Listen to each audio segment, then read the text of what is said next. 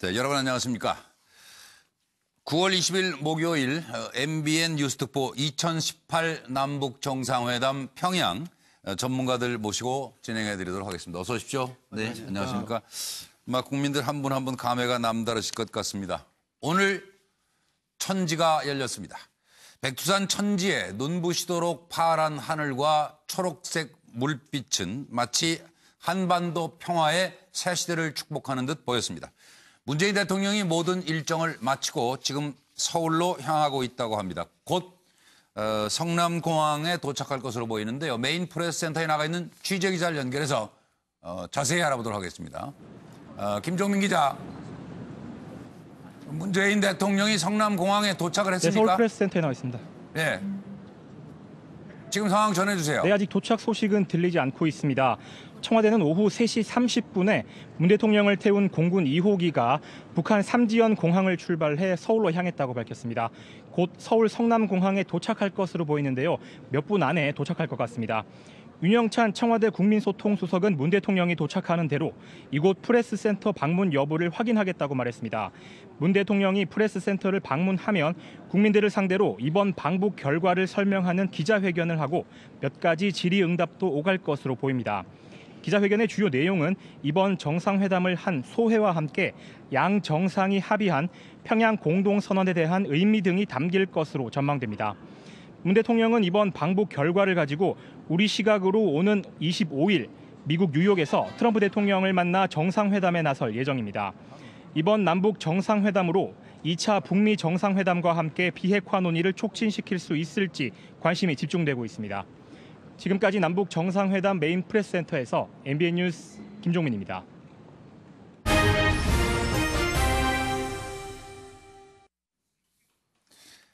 일단 백두산 천지에서 손을 맞잡아 올린 두 정상, 소원을 이뤘다. 사진은 제가 찍어드릴까요? 아주 화창했던 백두산 정상에서 화기애애하게 남북의 정상이 손을 맞잡았습니다. 정말 날씨까지 더운 것 같아요. 백두산 천지 산책과 합수 행사의 의미부터 좀 짚어주셨으면 합니다. 문 대통령 소원을 이뤘다. 분단 후 남쪽에선 그리움의 산, 천지의 남북 새 역사를 담자. 국민도 백두산 관광하는 시대가 올 것이다. 제가 새 역사를 썼다. 문 대통령이 이렇게 말씀하시고 김 여사는 한라산 물 반 뿌리고 백두산 천지 물 담아서 합수하셨습니다. 이설주 여사는 두 분 오셔서 전설이 많은 백두산에 새 전설이 됐다. 이렇게 덕담을 했습니다. 그리고 두 장관께서는 이제 김정은 위원장 답방 때 한라산 모셔야 되겠다. 그러니까 송영무 국방장관이 해병대 시켜서 한라산에 헬기장을 만들게요. 즉답을 했습니다. 장관 그만하신 거 아니에요? 그럼 금방 헬기장 만들러 가신 거예요? 예, 잠깐 들어보시죠. 예. 건설부 장관. 예.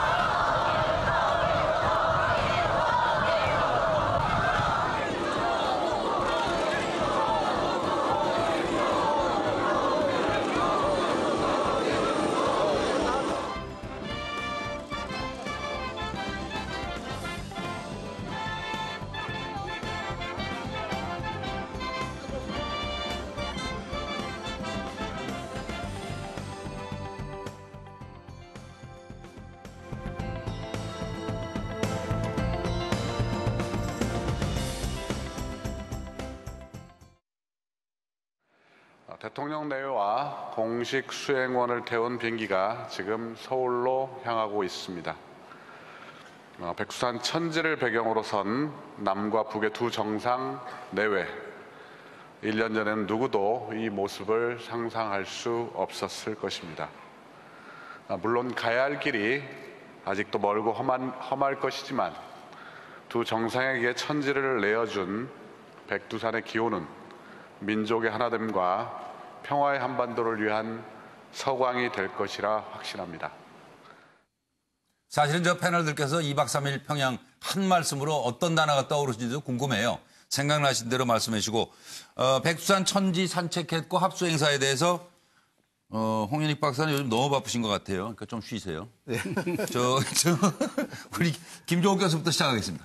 예, 뭐 오늘 천지의 약속이라는 생각이 들고요. 예, 상징적인 천지의 의미가 약속. 있는데요. 제가 며칠 전에 어제도 말씀드렸지만 양 정상이 두 손을 잡았으면 좋겠는데 예. 한 손을 꼭 잡아서 남북한에 있는 국민과 주민들에게 평화의 약속을 했다는 측면에선 예. 아마 천지가 그걸 보증해 주는 거겠죠. 네. 전 더 중요한 건 저희가 1991년도에 합의한 남북기본 합의서 체제 화해와 불가침 협력이라고 하는 길을 38년 만에 네. 다시 한번 써냈다는 측면에서 비핵화 문제와 무관하게 예. 남북이 이제 적어도 정상이 합의를 해서 전쟁을 할 수 없는 상황으로 불가역적으로 갈 수 있는 네. 중요한 약속들을 천지 백두산에서 했다는 측면에선 네. 역사의 기록도 상당히 중대한 의미라는 생각이 들고요. 뭐 비핵화 문제는 따로 하더라도 저는 이것만으로도 우리에게는 굉장히 중대한 한반도의 터닝 포인트가 만들어졌다 이렇게 생각을 합니다. 예. 정기랑 교수님. 예. 기본적으로 이번 백두산 정상에서의 저 모습도 정말 감동적입니다만 네. 모든 어떤 의전이 최초 파격 그 연속 아니었습니까? 그렇습니다. 예. 특히 지난 판문점 회담 때 도보다리 명장면이 과연 어디서 또 재현될 거냐 네. 이런 관심도 많았는데 백두산 천지에서의 어떤 두 분 간의 어떤 산책 네. 그리고 또 합수 행사가 가장 어떻게 보면 결정판으로 지금 보여지는 걸로 나타나고 있고요. 예. 이것은 개인적으로 보면 이 백두산이라는 게 우리 민족의 산이고 예. 김정은 위원장에게는요 이게 결단의 장소이기도 하거든요. 예. 이게 이를테면 이게 김일성 일가를 상징하는 또 백두산이기도 합니다만 네. 2017년 12월 그 캄캄했던 시절에 네. 소위 이른바 2018년 1월 신년사를 준비하기 위해서 영하 20도의 백두산에 가서 약 3주 동안 그 신년사를 준비한 또 장소가 또 백두산이기도 하거든요. 예. 그런 것들을 볼 때 이게 뭔가 지금 북미 회담의 어떤 중대 기로에 있어서 네. 우리 민족의 어떤 산 백두산에서 문재인 대통령과 함께 가장 확실한 우군이라고 할 수 있는 문재인 예.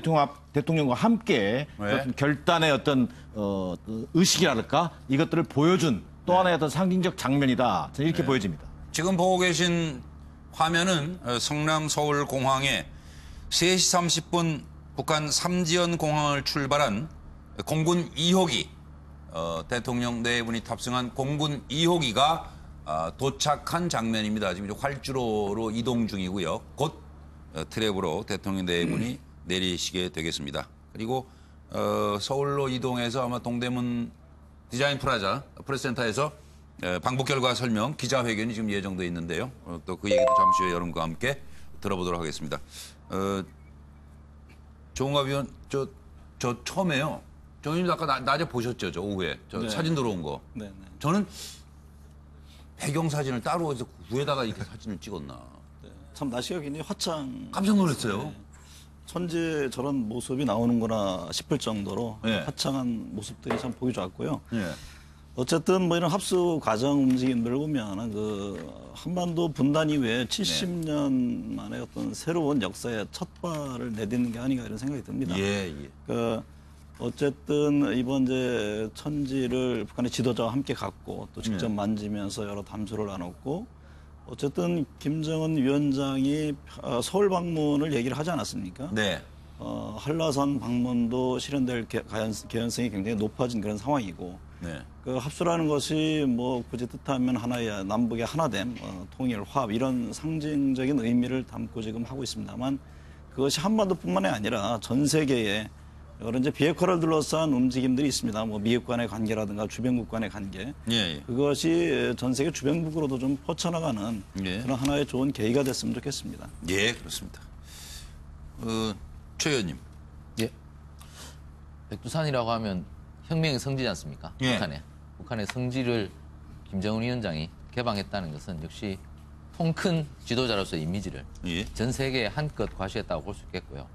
어쨌든 천지라는 곳이 돈 있어도 못 올라가는 곳 아닙니까? 그죠? 또 네. 오늘 그 김정은 위원장도 말을 했듯이 네. 중국 쪽에서 천지로 못 내려간다고 김정은 위원장이 얘기를 하더라고요. 네. 그래서 북한 쪽에서만 천지까지 내려갈 수 있다. 예, 김 예. 위원장이 그렇게 얘기를 하던데 어쨌든 뭐 이재용 삼성전자 부회장을 비롯해서 돈 많은 재벌 총수들이 다 오늘 다 갔지만 그분들 돈 그렇게 많아도 여태까지 한 번도 못 갔던 장소를 오늘 갔다는 것. 그리고 또 문 대통령이 가서 김정은 위원장과 손을 잡았다는 것. 정말 오늘 2박 3일간의 방북의 피날레를 정말 멋지게 장식하는 한 장면이 아니었는가. 역시 김정은 위원장이 이런 선전선동에서는 굉장히 유능하다. 그렇게 볼 수 있겠습니다. 적어도 김여정 연출 아니? 뭐 김현정도 한 몫을 했을 것으로 보입니다. 근데 네. 최 의원님 시각은 참 독특하시네요. 아무리 돈이 많아도 못 가는 길이 저기. 아니 그러니까 저기가 참 그렇긴 하죠. 예, 북에서 내려가야지 저기를 내려갈 수 있다고 그러더라고요. 김정은 위원장이 저걸 강조를 하던데 네. 중국에서는 절대로 못 내려간다. 네. 그러면서 자랑을 하는데 예. 저 김정은 위원장 역시 저기를 초대했다는 것에 대해서 자기 스스로 대단하네. PR을 충분히 하는 네. 그런 아주 선전선동에서는 아주 뭐 아버지 김정일 위원장이라든가 뭐 선대 김일성 주석만큼이나 잘 배웠다. 능한 재주를 갖고 있다. 예. 이렇게 볼 수 있겠습니다. 알겠습니다. 고영식 교수님의 생각이 궁금합니다. 저는 뭐 이번 방북에 대해서 다소 미흡하다는 그런 평가도 있습니다만은 예. 점수로 준다면은 네. 저는 8, 90점에 높은 점수를 주고 싶습니다. 다만 네. 비핵화 부분에 있어서 다소 미흡하다 이런 평가가 있는데 그것은 사실은 북미 예. 정상회담을 앞두고 빈칸으로 남겨둔 것 아닌가 예. 그렇게 평가를 하고 어쨌든 앞으로 이번 남북 정상회담의 빈칸 그런 채운 것 같아요. 성과를 토대로 네. 이제 곧 있을 네. 뭐 트럼프도 김정은 가서 곧 만나야죠. 만나겠다고 만나야죠. 했으니까 거기서 더 큰 예. 진짜 통큰 비핵화 문제와 문제에 대한 통큰 성과가 나오기를 기대하는데 예, 예. 어쨌든 오늘 네. 그 백두산 날씨가 너무 쾌청했지 않습니까? 저도 꽤 오래전에 백두산을 올라갔었는데 백두산 보셨어요? 날씨라는 게 아주 변화가 무쌍합니다. 아유, 예. 아주 그냥 저는 번쩍스러워요. 제가 올라갔을 때는 아주 쾌청하더라고요. 네. 한 15분 지나니까 구름이 붙어서 하더니 금방 전부 덮여가지고 예, 예. 뭐 천지인지 뭔지 백두산인지 전혀 구별을 못할 정도고 그래도 내가 그때 들을 평소에 때는 덕을 베풀고 당시 그렇지 않으면 못 본다는 거 아니에요? 중국의 그게? 이붕 총리도 3번을 왔는데 못 봤다는 거예요. 그러니까 한 40여일에 불과해요. 그러니까 1년 중에. 청명한 백두산이 날이. 저렇게 청명한 날씨로 백두산 천지를 보려면은 예. 3대가 덕을 쌓아야 한다는데 네. 어쨌든 이번에 파격적인 그런 네. 행보들을 보이면서 그런 덕을 쌓은 게 네. 오늘 저런 쾌청한 날씨가 이루어진 거 아닌가 생각하면서 가장 중요한 것은 역시 비핵화 문제에 대해서 오늘 날씨처럼 네. 앞으로 정말 북미 간 협상이라든가 잘 이런 것을 통해서 진행이 되기를. 시원하게 아이고. 해결되기를 기대합니다. 네, 알겠습니다. 홍인익 박사. 네. 이번에 문재인 대통령께서 한반도 운전자론을 확실히 보여줬다 이렇게 예. 생각이 됩니다. 북미 간의 이번 정상회담이 만약에 남북 간에 없었다면은 그야말로 작년 말에 있었던 정말 정면 대결 국면으로까지도 악화될 가능성이 있었는데 예. 한치 앞을 내다볼 수 없는 상황에서 문재인 대통령의 이번 방북으로 인해서 완전히 북미 간의 대화의 물꼬가 뭐 삽시간에 지금 다시 열리고 있고 그러게요. 예, 그것만 봐도 얼마나 이 성과가 컸나를 이제 알 수 있고요. 네. 그리고 그 매개체가 된 건 평화라는 메시지. 네. 평화라고 하는 다리를 건너서 남북이 그야말로 하나의 민족임을 다시 한번 확인했고 예. 이제는 거기서 조금만 더 나가면 통일이라고 하는 그림도 머지않아 그려볼 가능하죠. 수 있지 않을까. 네, 네. 김정은 위원장도 서울 온다 그러니까 그 행사를 우리가 잘 치르느냐 그 여부에 이것이 단순한 남북의 평화가 통일로까지 이어지는 밑거름이 될지 여부가 걸려 있다 이렇게 생각합니다. 홍 박사는 뭐 평생이 저 북한 문제 연구에 매달렸잖아요. 네. 근데 정년 끝날 때까지 이런 일이 있을 거라고 예상은 했었어요? 저는 동구에 붕괴하는 과정을 보고요. 네. 전 세계에서 가장 국제 정치학에 뛰어난 사람이라고 하는 키신저. 네, 키신저. 키신저는 학자이자 국무장관이자 국가안보부장관이었는데 대단한 동베를린의 분이었죠. 베를린 장벽이 무너지는 걸 6개월 전에도 자기는 전혀 몰랐다. 그런데 그러니까 이게- 저는 이제 그 당시에 파리에서 이제 공부를 하면서 네. 뭔가 조짐이 수상하다. 예. 그래서 이 동서독 간의 이 화합하려는 움직임과 네. 중립화 움직임, 골파초프의 등장, 그리고 미국이 유럽에서 조금 퇴조하려는 분위기 이게 어우러지면은 뭔가 되지 않을까 네. 이렇게 생각은 어렴풋이 당시에 아직 박사과정 학생인데요. 그런데 제가 이제 북한도 지금 저런 체제가 어떻게 무너지냐 저는 삽시간에 무너지려면 무너진다 이렇게 봅니다. 어떻게 보면 이게 도둑처럼 변화가 오는 거예요. 삽시간에 무너질 그럼요. 수 있기 때문에 네. 지금 뭐 김정은이 뭐 저 꼼수로 뭐 어쩌고 저쩌고 한다 이렇게 말씀하시는 분도 있지만 그러나 제가 볼 때는 저러한 변화가 삽시간에 북한의 붕괴까지도 갈 수도 있기 때문에 네. 우리는 만반의 대비는 하더라도 이왕이면 좋은 얘기 좀 해주세요. 네. 잘 돼갈래요. 그만. 서로 윈윈하는. 드디어 문이 열렸어요. 요번에 또 속았다 그러시는 분들이 계시니까 속았다라고 하기 전에 저러한 변화가 일단 좋은 거니까 일단 기뻐하고 네, 그렇죠. 대통령 노고를 축하해드리고 네. 그런 게 좋을 것 같습니다. 표정이 어떨 것 저도 같아요, 고윤수 교수님? 지금 저 금방 이제 문 열리고 대통령 나오실 것 같은데 18일 아침에 떠날 때와는 전혀 다른 지금 한반도 분위기가 형성되고 있지 떠나실 않습니까? 때는 상당히 뭐 표정이 바뀌는 했습니다만은 무거운 책임감 그런 것들이 얼굴에 나타나지 않습니까? 그럼요. 그런데 아마 돌아올 때는 네. 아주 밝은 모습으로 이렇게 트랩을 내려보지 않을까 하는 생각이 듭니다. 나름대로 네. 뭐 문 대통령이 얘기했지만 역사적인 그렇습니다. 이런 성과를 거뒀다고 본인 스스로 이렇게 평가를 하고 있기 때문에 그러리라고 보는데 네. 뭐 홍 박사님 말씀도 있었습니다만은 저는 좀 하나 높아심에서 이야기하고 싶은 것은 네. 너무 빨리 삼패인을 터뜨리면 안 된다. 예. 우리 남북 관계는 그동안 여러 협의들이 있었습니다. 6.15 선언도 있었고 14 공동선언도 있었는데 그런 것들이 지금 다 이루어졌더라면 이미 통일이 됐을 거예요. 그렇게 안 되는 경우가 많기 때문에 그럼요. 이런 부분에 대해서 큰 성과를 거둔 것만은 틀림없는데 예. 샴페인을 터뜨리지 말고 네.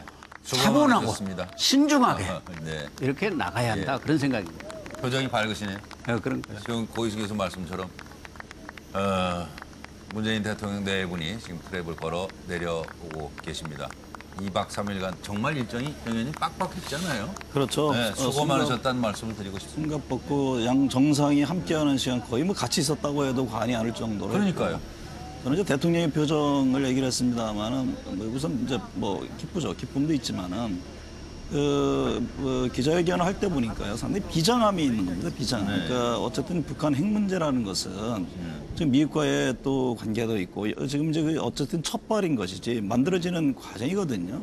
예. 그 부분을 문재인 대통령이 누구보다 잘 알고 있는 것이죠. 그러니까 뭐 서둘러 흥분하거나 기뻐하거나 박수칠 일이 아니라 굉장히 저는 비장함이 서려 있는 그 점을 그럴 느꼈습니다. 거예요. 네. 자, 이렇게 뭐 정 교수님도 네. 2박 3일 잘 일정 끝내고 돌아오시죠. 정말 가실 때만 하더라도 사실은 그 공식 환송식도 취소할 만큼 좀 굉장히 무거운 마음으로 가셨잖아요. 그렇죠. 근데 결국 2박 3일 동안의 결과는 네. 이보다 더 큰 한 가지 선물이 있을 수 없을 만큼 네. 정말 큰 성과를 가지고 저는 오고 있다. 네. 아니, 또 마음껏 활짝 웃으시는데. 그렇습니다. 네. 오늘만큼은 저렇게 웃으셔도 될 것 같아요. 몸은 상당히 피곤한 일정이었는데. 그렇습니다. 사실. 네. 그러나 물론 좀 전 앞서 여러분께서 말씀하셨습니다만 비핵화와 관련된 부분은 네. 여러 가지 지금 국내 또 정치 어떤 입장에 따라서 네. 평가가 있습니다만 네. 기본적으로 대화의 모멘텀, 소위 이른바 북미 대화의 어떤 2차 북미 대화로 가기 위한 네. 하나의 모멘텀을 확보했다는 측면에서는 그렇죠. 중요하죠. 굉장히 그것도 하나의 성과로 우리가 평가해 줄 필요가 있겠다. 뭐 이런 생각입니다. 물론 이제 시작일 뿐입니다만. 네. 그리고 뭐 최영실 의원은 청와대 출입하시니까.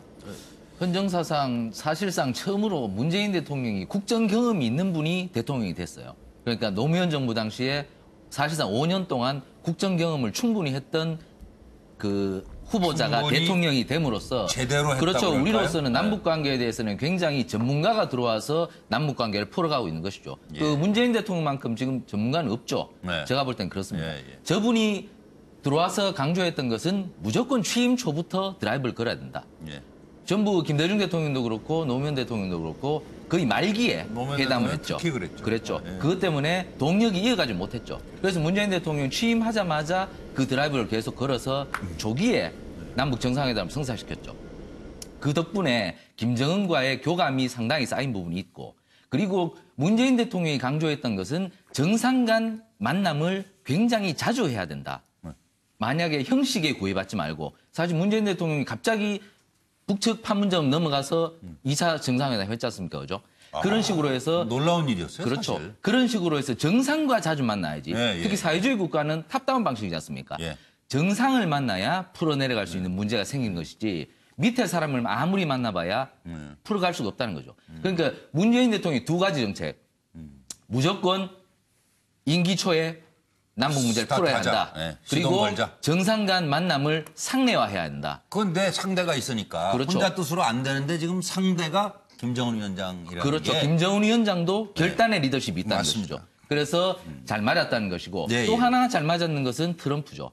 트럼프는 좌충우돌 하지만 트럼프는 자신이 맞다고 생각하는 것은 미국의 조야에 어떠한 견해도 듣지 않고 밀어붙이거든요. 아니 그래도 연락 잘 돼가지고 서울에서 만났으면 좋겠어요, 세 분이. 네, 만날 수도 그러니까 있고. 사실 트럼프 같은 사람은 예전에 미국 대통령 같은 경우는 저렇게 깡패 국가의 지도자들과는 잘 만나려고 하지 않죠. 하지만 트럼프를 만났다는 것이죠. 하여튼 여러 가지 변수들이 잘 맞아떨어져서 네. 우리가 남북 관계를 이 정도까지 끌고 왔다는 것이고 네. 뭐 어쨌든 아까 교수님 말씀도 있었지만 첫 소리를 해버릴 수는 없다.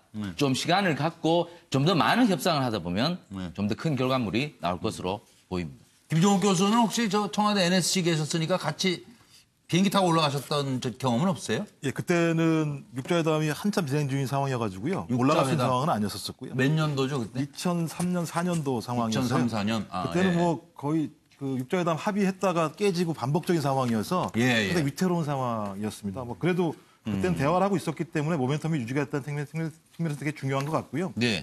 근데 저는 뭐 말씀하셨듯이 제가 과도할 필요는 없지만 예. 야박하진 않았으면 좋겠다 이런 생각이 들고요. 왜 그러냐면 저는 마음이 되게 중요하다고 생각을 합니다. 국민의 마음이. 네.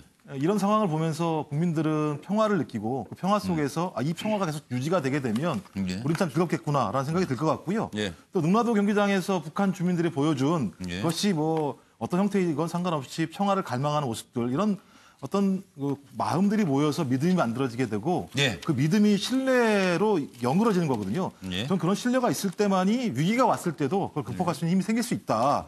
저는 근데 이번에 남쪽의 국민과 북쪽의 주민들이 그런 상황들을 서로 확인한 자리에서 되게 중요하다는 생각이 들고 또 하나는 남북 관계가 잘 되면 북미 관계도 좋을 수 있겠구나라고 하는 선순환 구조라고 하는 측면들을 또 확인했다는 측면에서 저는 앞으로 갈 수 있는 중요한 동력들을 이번에 만들어냈다. 그래서 좀 야박하지 않게 좀 들렸으면 좋겠다. 일정 시간 동안은 이런 생각을 해봅니다. 예, 지금 5시 52분인데요. 조금 전 이 화면은 이제 문재인 대통령이 2박 3일간의 방북 일정을 종료하고 성남 서울공항에 도착하는 모습입니다. 조금 전 5시 한 35분경에 서울공항에 도착하셨습니다. 3시 30분에 삼지연공항을 출발했으니까 공군 2호기로 한 2시간 정도 걸리는 거리를 이제 넘어와서 참 이것도 신기하잖아요. 남한에서 북한으로 비행기 타고 갔다 왔다 이게 참. 저는 이게 참 궁금한 것은 하나는 지금 오셨는데 어떤 항로로 왔을까? 갈 때는 서해로 갔다 직항로 갈 때는 디귿자로 갔는데 예를 들면은 삼지연부터 삼지연에서 바로 진짜 직항해서 이 성남공항으로 왔다 한다면은 직선으로 왔는지. 왔다 한다면은 그건 아주 큰 사건입니다. 근데 시간적으로 보면 지금 2시간이라고 거의 2시간이 넘어오신 거 보면은 저쪽으로 나갔다가? 서해 쪽으로 나가서 돌아오셨을 것으로 저는 그럴 가능성이 많습니다. 조심스럽게 시간상으로 봐서는 나갔다가 온 것 같아요. 직항으로 오면 1시간 반이면 충분히 오실 거예요. 평생 기자 생활하셨죠? 기자 아니니까 궁금한 게 많아가지고 비행기는 어떻게 왔을까? 그리고 그 사이에 아니 지금 우리 비행기가 사실은 공군 2호기가 네. 평양 순안공항에서 삼지연까지 직항으로 간 것도 그것도 그러니까 공군 상당히 1호기가 왜 아니고 2호기냐 이거죠 또. 아니 그 2호기는 뭐 그건 아니에요. 거기 삼지연 공항 자체가 좁으니까 1호기가 그 그래도 뭐 3,000m 넘다는데 활주로가 크다는데. 활주로상 그렇게 안 된다는 거 전복이가 뜨고 아니겠습니까? 내려면 한 그런데도 3.7km 정도는 돼야 돼. 북한이 그러니까 1호기는 전복이니까. 순안에서 삼지연까지 가는 경우 네, 상당히 중요한 시설들이 다 있는 거 아닙니까? 그래서 네. 저 서해로 나갔다가 가는 거 아니에요. 그런데 그걸 직항으로 갔다는 것도 의미가 있는 건데 만약에 삼지연에서 우리 성남공항까지 바로 왔다. 네. 그 항로가 개설이 됐다. 네. 이번에 네. 첫발을 디뎠다 하면 그건 그건 군사적인 뭐 말할 것도 없고 어마어마한 의미가 어마어마한 있다. 의미가 네. 있는 겁니다. 알겠습니다. 대단한 패널들을 모시고 지금 마치 긴 꿈을 꾸고 깬 것처럼 분단 73년의 세월을 뛰어넘어 늘 만나던 이웃처럼 문재인 대통령 내외 그리고 김정은 위원장 내외 또 평양의 모든 시민들 사이에는 격의가 없었습니다. 그래서 참 놀라운 장면들이 계속됐는데 그 얘기로 넘어가도록 하겠습니다. 15만 평양 시민을 향해 남측의 대통령이 사상 첫 연설을 했습니다. 이게 어떻게 가능한 일이었을까요? 김정은 위원장은 왜 이걸 가능하게 했는지도 사실 궁금합니다. 핵무기, 위협이 없는 한반도를 만들자 이렇게 얘기했습니다. 자, 먼저 핵전쟁 없는 한반도 평화 메시지의 의도부터 여러분께 여쭤보고 싶습니다. 7분 연설, 15만 평양 시민이 환호하고 12번의 기립박수가 터져나왔으며 민족이라는 단어를 가장 많이 썼습니다. 전쟁 공포, 무력 충돌 위험 완전 제거하는 조치에 구체적 합의를 했다. 우리 민족은 평화를 사랑한다. 우리 민족은 함께 살아야 한다. 70년 적대를 청산하고 평화의 큰 걸음을 내딛자. 우리 강산 핵 위협 없는 평화터전으로 만들어 후손에게 물려주자. 김정은 위원장은 이 순간 훌륭한 화폭으로 기록된다. 북한 시민의 문재인 대통령을 소개합니다. 참 정말 전혀 상상 못했던 장면들이 많이 일어났어요. 네. 잠깐 들어보시겠습니다. 평양 시민 여러분, 사랑하는 동포 여러분, 오늘 김정은 위원장과 나는 한반도에서 전쟁의 공포와 무력 충돌의 위험을 완전히 제거하기 위한 조치들을 구체적으로 합의했습니다. 또한 백두에서 한라까지 아름다운 우리 강산을 영구히 핵무기와 핵 위협이 없는 평화의 터전으로 만들어 후손들에게 물려주자고 확약했습니다. 그리고 더 늦기 전에 이산가족의 고통을 근원적으로 해소하기 위한 조치들을 신속히 취하기로 했습니다. 나는 나와 함께 이 담대한 여정을 결단하고 민족의 새로운 미래를 향해 뚜벅뚜벅 걷고 있는 여러분의 지도자 김정은 국무위원장께 아낌없는 찬사와 박수를 보냅니다.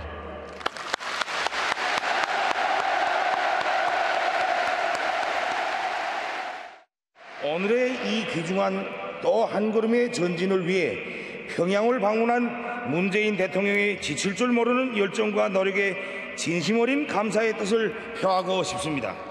이 순간 역시 역사는 훌륭한 화폭으로 길이 전할 것입니다.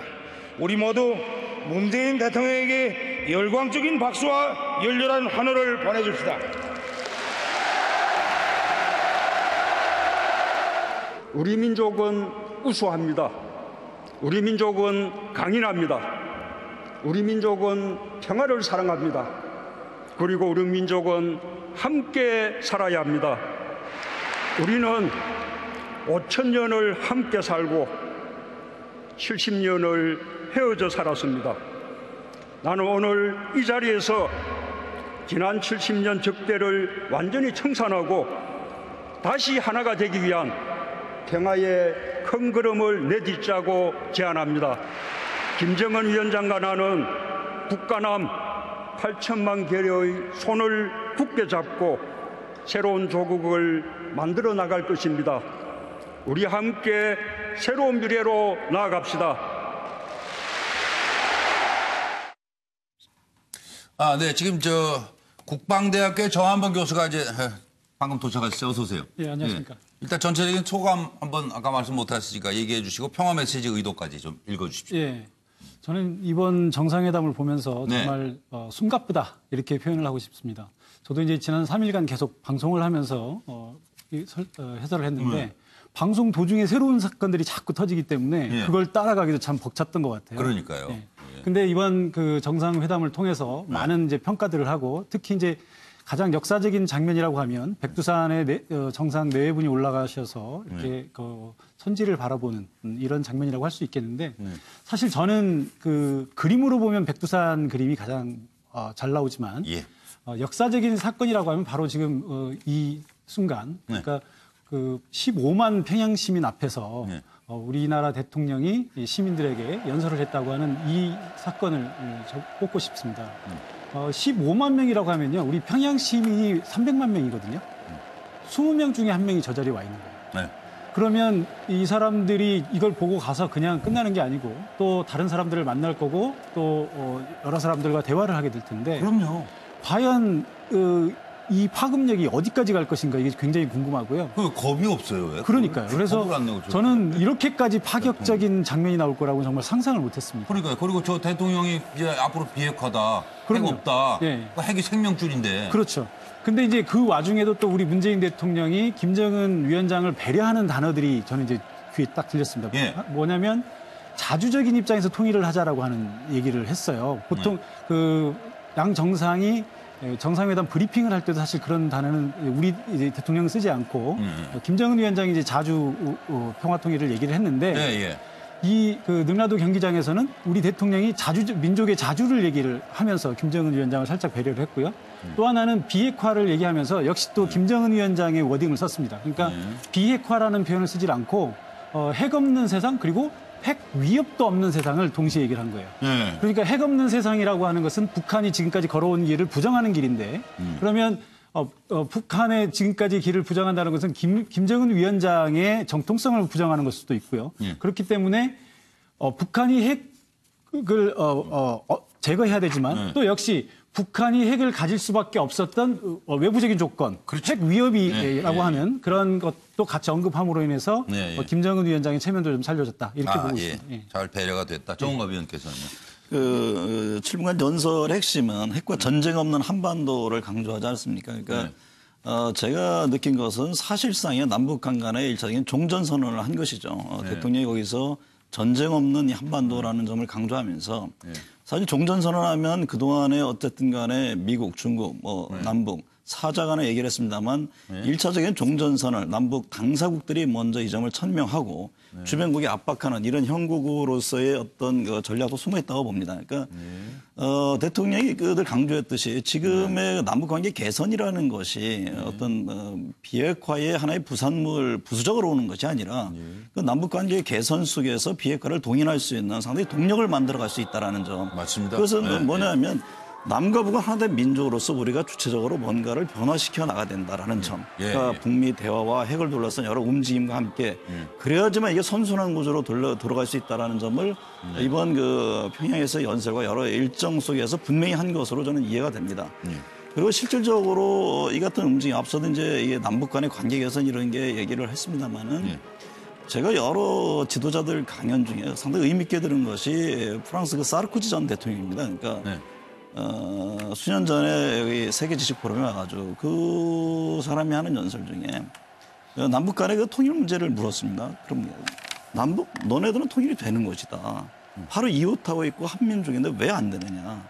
적어도 지도자라면 된다는 전제하에 정치, 경제, 사회 문제를 고민해야 된다. 라는 엄청난 지적을 하더라고요. 그러니까 대단한 화두를 던진 거네요. 그렇죠. 본인은 유엔 그 유럽을 하나로 묶지 않았습니까? 이웃 통합해야 하는 그 여러 과정을 겪었기 때문에 거기는 이민족이고 전쟁으로 따지면 수백 년 동안 피해 전쟁을 나눈 프랑스, 영국 주변. 그런데 하나가 됐는데 왜 못하느냐라는. 그러니까 지도자의 그 멀리 보는 안목을 던진 것이죠. 사실은 이 같은 상당히 변화된 지금 것을 우리는 목격하고 있지만은 그것이 돌이켜 보면은 이것이 불과 9개월, 10여 개월 전만 해도 핵 미사일 발사 전쟁의 위협 속에 있었거든요. 그러니까 이렇게 급변하고 있는 겁니다. 그러니까 그런 점들을 한번 차분히 보고 우리도 뭐 정치권 지도자들뿐만 아니라 국민 개개 누구나 한번 미래를 설계하고 그려보는 것도 맞지 않나 이런 생각이 듭니다. 사실은요, 김정옥 교수님. 상상 못할 일이 벌어질 수도 있어요. 저희들이 여기서 아무리 얘기를 하고 있지만. 그렇지 않아요? 그렇습니다. 제가 2005년도에 비행기를 타고 평양에 가서 고려 호텔에서 묵었었는데요. 밖으로 나오지도 못했어요. 못 나오게 해가지고요. 밖에 나가면 안 되니까요. 근데 지금 근한 13년 만에 저렇게 남북 정상이 능라도에서 남쪽 최고 지도자의 연설을 허용해주고 또 남북 정상이 백두산에 올라가서 손을 맞잡는 모습을 보면 우리가 결심하게 되면 길을 더 빨리 갈 수 있구나라는 걸 확인한 것 같고요. 거의 이거 천지개벽 수준 아니에요? 천지도 가셨지만. 경처동치할 상황인 것 같고요. 이건 뭐 일단 제가 볼 때는 이번 능라도의 이 연설은 저는 상당히 큰 의미가 있다고 생각해요. 하나가 뭐냐면 세계에 대해서 약속한 거다. 소위 김정은 위원장은 비핵화 약속을 지키겠다. 자기는 이미 전략적 노선을 변경했고 네. 그 변경에 대해서 세계가 믿지 않고 있는데 네. 전략적 노선을 변경한 상황에 대해서 나를 신뢰해줘라라고 하는 부분들을 네. 문재인 대통령의 연설을 통해서 반영한 것 같고요. 그거 세계에 대한 약속보다 더 무서운 거예요. 자기들 진짜 맞습니다. 주민들, 인민한테 약속한 게 됐잖아요, 지금. 네, 그래서 또 하나는 사실상의 국민 협약이 맺어진 것 같다. 아, 예, 예. 그래도 평양에 있는 주민들이 그 얘기를 직접 들었고 그렇죠. 남쪽에 있는 국민들이 방송으로 저걸 다 봤다라고 하는 것은 네. 적어도 평화체제와 비핵화는 네. 공이 양 정상이 양 국가의 국민들에게 던진 중요한 책임의 메시지다. 네, 그걸 예. 지켜야 된다라고 하는 것들을 화약했다는 생각이 들고요. 마지막은 네.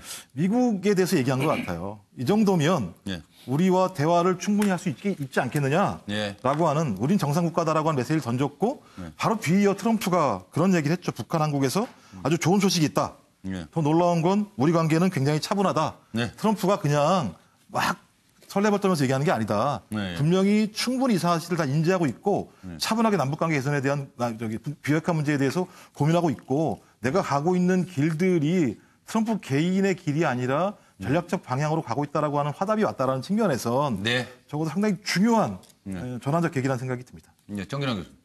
이게 이제 저는 그 가장 이 어떻게 보면 역사적인 연설이죠. 그 장면에 저는 누가 떠올랐냐면요. 예? 사실은 그 2000년 김대중 전 대통령, 2007년 노무현 전 대통령.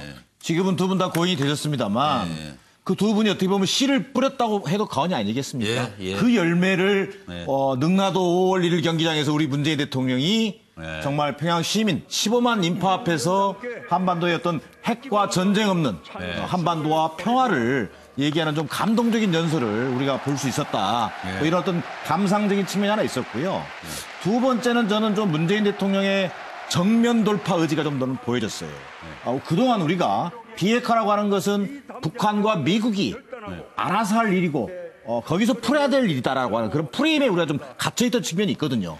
그러나 문재인 대통령의 어떤 자신감을 바탕으로 그동안 뭐 북미 중재자의 역할, 뭐 촉진자의 역할이었다면 이제는 남북이 좀 더 논의를 한반도 평화라고 하는 관점에서 논의를 진전시켜서 그리고 그것을 가지고 미국과 국제사회의 어떤 그 보장이랄까 이것들을 끌어내는 우리가 어떻게 보면 한반도 평화의 주인이고 당사자이다. 아니, 그럼 주변 4강을 다 끌고 갈 수 있어요. 사실은. 그렇습니다. 둘이 그런 어떤 북한 지도자가 결단이라 그럴까요? 그런 어떤 결단의 의지가 좀 느껴졌고요. 더 나아가서 그래서 그런지 모르겠습니다만 이번 평양 선언은 사실은 남북의 합의이기도 하지만 어떤 문재인, 김정은의 또 선언이기도 하다. 저는 이런 생각도 들었습니다. 궁금하시죠? 삼지연 공항에 아침에 오늘 참 일찍 움직이셨어요. 오늘 아침에. 지금 삼지연 공항에 도착했는데 그때 이제 김정은 위원장 내가 미리 도착해서 다 또 맞아줬다는 거 아니에요? 참. 우리 그 대통령이 6시 몇 분에 출발을 했는데 아마도 김정은 위원장은 5시 몇 분쯤 출발을 했어야 이게 가능한 스케줄이거든요. 대단한 거죠, 그러니까. 어쨌든 참 뭐 부지런해요. 김정은 위원장 입장에서는 뭐 그 김정은 위원장뿐만 아니라 우리들이 보기에도 정말 극진한 대접 애우를 하고 있구나 그런 생각이 드는데 아니, 그리고 이번 정말 능라도 선언 저는 이번 평양 방문에서 가장 감동적인 그런 장면이고 의미 있는 연설이 아니었나 그런 생각을 하고요. 아니, 과연 죄송합니다 말씀 중에 저때 날씨가 이미 괜찮네요. 오늘 백두산 천지가 열렸다 그랬는데 아주 삼지연 저 하늘이 벌써 좋은데요? 저기까지는 알 수 없습니다. 저기하고 천지하고는 전혀 다릅니다. 올라가면 달라져요. 백두산 밑에 바로 백두산 그 바로 밑에하고 천지하고 또 달라요. 2,700m 고지하고 이 중간하고는 전혀 다르고 천지는요 올라가면 30분 만에 기후가 확 바뀌어버립니다. 그러니까 아까도 저도 얘기했습니다만은 천지 기후는 기후는 전혀 예측이 불가능합니다. 어쨌든 그동안 북한에 대해서는 우리가 예측이 불가능하잖아.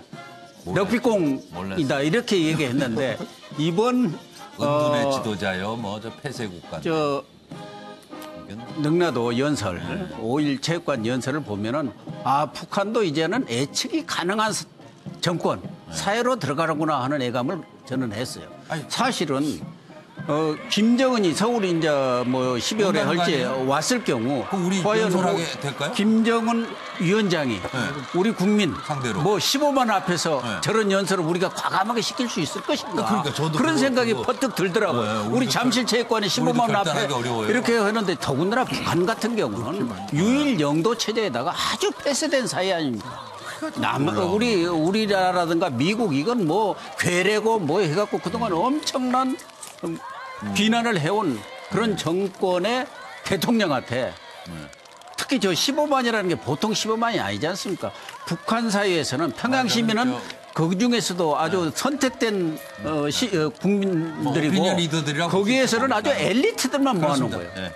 그런 사람 앞에서 문재인 대통령이 아주 저런 감동적인 연설을 했기 때문에 앞으로 저 문재인 신드롬이 평양에서 저는 나타나지 않겠냐. 가능성이 있어요. 그 사람들 사이에 전부 퍼질 거 아닙니까? 문재인 대통령이 어떤 연설을 했고. 능하다는 북한 정권에서 그걸 어떻게 이거 허용했냐 이거예요. 거기다가 최고 지도자고 신격으로 여기는 김정은 위원장이 직접 문재인 대통령을 소개까지 했지 않습니까?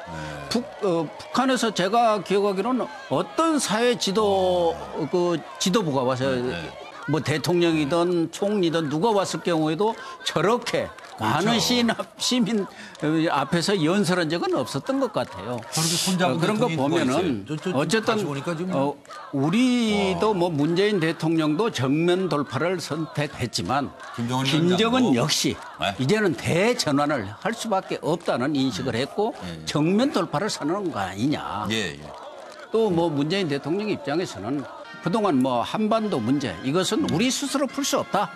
이렇게 뭐 본인 스스로도 전에 인정을 했었는데 이번의 경우를 보면은 한반도 문제가 미국이라든가 주변 4강의 힘으로만 풀어서는 절대 풀릴 수 없다는 그런 인식 위에서 정말 앞서 여러분들이 얘기한 대로 한국이 또 문재인 대통령이 우리가 주도가 되고 자주적인 자세에서 이런 평화체제 이것을 적극적으로 끌어갈 때 북미 관계라든가 이런 것도 견인할 수 있다. 북미 관계 진척도 견인할 수 있다는 그런 생각을 확실히 붙인 것 같아요. 저는 이 변화 얘기가 나와서 한 말씀만 더 붙이자면 어제 이제 그 평양에서 평양중앙TV가 처음으로 이제 그 이번 정상회담 장면들을 편집해가지고 내보냈거든요. 예, 맞습니다. 그 편집 화면을 보면서 생방송이 아니었잖아요, 북한은. 그래서 편집 화면을 보면서 저는 방송 중에 이걸 봤는데 유심히 본 게 과연 순환공항에서 우리 대통령이 90도 폴더 인사를 한 그 장면을 삭제를 할까 내보낼까 했는데 그게 나오더라고요. 그게 나왔다는 걸 보면서 야, 이게 정말 북한 주민들이 최고 지도자가 인민들을 향해서 90도 폴더 인사를 한다는 건 상상할 수 없는 일이거든요. 그러면 분명히 문재인 대통령의 리더십과 김정은 위원장의 리더십을 비교하게 될 텐데. 남한 대통령이 이상하다 이렇게 생각 안 하고요? 글쎄, 처음엔 그럴 수 있죠. 처음엔 그럴 수 있는데. 지도자 맞아? 진짜? 그렇죠. 좀 경박하다 이렇게 생각할 수도 있겠죠. 근데 그런 것들을 여과 없이 내보내는 것을 보면서 야, 이게 정말 그 북한이 많이 변했구나. 그리고 한 가지 또 지금 그 나중에 이제 점점 시간이 나면은 얘기들을 할지 모르겠는데 지금 우리가 아직 캐치 못하고 있는 것이 이제 제가 본 것 중에는 지금 보면요. 지난 판문점 회담과 달리 우리가 못 보는 게 있어요. 우리 눈에 잘 안 보이는 게 바로 북한의 경호원들이에요. 지금 거의 보이질 않습니다. 근데 저는 두 가지로 봅니다. 일단은 경호원들이 근접 경호를 안 하려고 한 것도 있을 거고 또 하나는 굉장히 세련돼졌다는 거예요. 불과 몇 개월 만에 제 생각에는 판문점에 왔다 가서 그때 김정은 위원장이 좀 돌아가서 핀잔을 줬을 것 같아요. 야, 경호 그렇게 이게 쪽팔리게 했냐. 우리도 좀 남한처럼 세련되게 하자. 그래서 아마 경호도 좀 세련돼지고 경호원들 헤어스타일이나 옷 매무새나 이런 것들이 다 남한 사람들과 거의 구분이 안 되게 해놨습니다. 지금 보면. 아니 국방대학교에 계신 교수님이 무슨 상상력만 가지고 확실한 정보가 있는데 경호처에 혼냈어요. 그러면 그래서 그걸 보시면 제가 보기에는 많은 변화가 있었던 그렇죠. 거다. 이렇게 생각합니다. 너무나 빠른 변화 속에 지금 있어서 저희가 그리고 아침에 좀 차가웠는데요. 삼지연 공항 지금 수행단이 고려항공으로 삼지연 공항에 도착하는 영상입니다. 영상이 이제 시차가 있어서 들어오니까요. 지금 보실 수 있게 된 거예요. 오늘 아침 모습을. 문재인 대통령은 곧 동대문 디자인 프라자 메인 프레스센터를 방문해서 방북 성과 대국민 보고를 할 예정이라고 지금 전해졌습니다. 아까 5시 35분경에 성남 서울공항에 도착을 했지요. 3시 30분에 삼지연 공항을 출발해서 2시간 조금 더 걸려서 도착했는데 거기 이제 마중 나온 인사들을 만나셨고 성남 서울공항을 출발해서 아마 6시 30분쯤 될 것 같은데요. 네, 그러면 도착해서 아마 대국민 보고가 있을 것으로 지금 예상이 됩니다. 그리고 저기 홍 박사님 보시기에 삼지연 공항에서 준비도 그렇고 같은 각 시간 장소별로 뭐 의전이라든지 준비가 정말 빈틈없이 잘 돼 있다는 생각이 들었어요. 그러니까 정말 판문점에서 얘기한 또 그 판문점에서 2번 만났잖아요. 네. 우리 쪽에서 만나고 통일각 북쪽에서 안 만나고 오시면은 극진히 대접하겠습니다. 하고 그 약속을 지킨 것 같고요. 이런 게 이제 김정은 위원장이 이제 새로운 리더십을 하기로 이제 결심한 것이 이제 순간순간 이제 보이는 게 아닌가. 김정은 위원장이 단순히 독재자로서의 통치 이거보다는 진짜로 북한을 좀 잘 살게 하는 잘 사는 나라로 해서 어떻게 생각하면 더 야심 있게 장기 집권에 지금 꿈을 펼치는 것이 아닌가. 그러니까 그 잘 살게 해줘야 영구 장기 집권을 위해서 핵을 죽으라고 개발해서 한국과 미국이 제대로 대응 못할 때 죽으라고 개발해서 완전히 억지력을 보여주고 그다음에 그것을 호의로 포기하는 쪽으로 가면서 경제를 살려서 장기 집권을 한다. 지금 출발하실 모양인데요. 그러니까 공항 출발하고 이제 프레스센터로 이동하면은 6시 30분은 좀 지나갈 것 같아요. 그러겠네요. 네, 지금 출발하면 저는 이제 이번에 그 연설한 거 보면서 김정은 위원장을 앉혀놓고 그 앞에서 15만 명의 증인 앞에서 비핵화는 이제 돌이킬 수 없는 것이다라고 못을 박은 거예요. 김정은 위원장 표정이 그렇게 좋지가 않더라고요. 제가 언뜻 보니까 김정은 위원장이 문재인 대통령 칭찬하고 막 이렇게 박수 쳐줍시다 할 때까지는 좋았는데 앉아서 문 대통령이 연설하는 모습을 보는 게 행복해 보이지만은 않은 게 북한에게는 정의의 복음이라고 하는 핵을 완전히 포기한다고 하는 것을 딱 15만 명 앞에서 평양 시민들 앞에서 못을 받고 동시에 미국에 있는 트럼프 대통령에게도 봐라. 북한의 15만 명의 증인과 김정은이 보는 앞에서 비핵화를 이렇게 선언했는데 그거 종전선언 하나도 못 해주냐. 이런 메시지를 주는 거고요. 그렇게 보면 김정은 위원장한테 저는 상당히 좀 고맙게 생각이 됩니다. 그리고 김정은 위원장이 통이 큰 것 같아요. 저거 얘기했다고. 담대한 호의죠. 담대한 호의인데 어떻게 보면 그게 체제의 위험을 불사하는 그러니까요. 체제의 위험을 제대로 본 거예요, 지금. 체제의 위험을 불사하는 그런 대담성이 있는 거죠, 저 사람이. 그러니까 지금 또 하나는 서울에 온다는 것도 마찬가지예요. 자기 친변의 위협을 각오하고 오겠다는 주변 거예요. 참모들이 다 말렸다는 거 아니에요. 근데 올 것 같아요. 그게 그 김정일 위원장만 하더라도 적절한 시기에 간다고 그랬어요. 근데 이거 뭐 조만간에 온다니까 그것도 문 대통령께서 금년 아니라고 이렇게 못 박는데 가만히 있는 거 보면 큰 일을 내긴 내는 것 같아요. 큰 신년사에 핵을 포기한다고 선언했지 않습니까? 2018년 신년사. 네, 신년사. 그 일관된 지금 행보를 하고 있는 건데 북한에서의 핵이라는 건 전부거든요. 네. 그렇기 때문에 이제 핵을 포기하는 대가로 바로 옆에 이제 홍 박사가 얘기했듯이 결국 이 경제 발전이었는데 경제 발전 그 수순으로 가는 건데 그 부분에 대해서 김정은 위원장은 어쨌든 이번에 대내외 천명에서 확실한 의지 그러니까 자꾸만 의구심들을 갖는 부분에 대해서 그거를 좀 클리어줄 필요가 있다라는 점을 상당히 염두에 둔 것으로 이해가 됩니다. 그러니까 신뢰를 해라라는 부분 비핵화 여지는 확실하다. 그러면서 자연스럽게 그러면 우리는 여러 가지 핵시설 기지도 지금 없애고 있고 그다음에 뭐 유해도 송환하고 그다음에 그러면 종전선언이라는 하나의 선언적 의미인데 왜 그것조차 못 해주느냐라는 점을 강하게 지금 메시지를 던지고 있는 것이죠. 그러니까 이제 공은 명실공히 다시 또 미국한테 넘어간 것이죠. 그러니까 미국에서의 일단 반응은 트럼프도 그렇고 폼페오도 그렇고 적극적인 대화를 한다라는 지금 입장을 보였기 때문에 어쨌든 간에 상당히 이제 북미 정상 간의 대화 또 김정은 위원장이 서울 답방하면서 계속 연말까지 상당히 그 속도감 있게 전개될 개연성이 상당히 있어 보입니다. 물론 그 안에 여러 가지 국전은 있는 것이죠. 양 정상도 얘기했듯이 그 비핵화라는 것은 사실은 북한에서 전부의 문제인데 그것이 어느 한순간에 어떻게 쉽게 다가갈 수 있겠느냐. 그거에 대해서는 누구나 고개를 함부로 끄덕이지 못하죠. 그 문제에 대해서는 굉장히 면밀하게 또 주변국과의 협의, 협조 그다음에 우리 당사국의 노력 이런 것을 같이 병행하면서 차분히 해나가야 될 부분이죠. 예, 최 교수님. 핵 얘기가 나왔을 때 김정은 위원장이 표정이 안 좋았다고 하는데 북한이 알아온 한 70년의 고질병이 있어요. 의심병이에요. 왜 의심병이 저렇게 심한가 하면 북한은 동맹국들한테 계속 배신을 당하면서 살아왔거든요.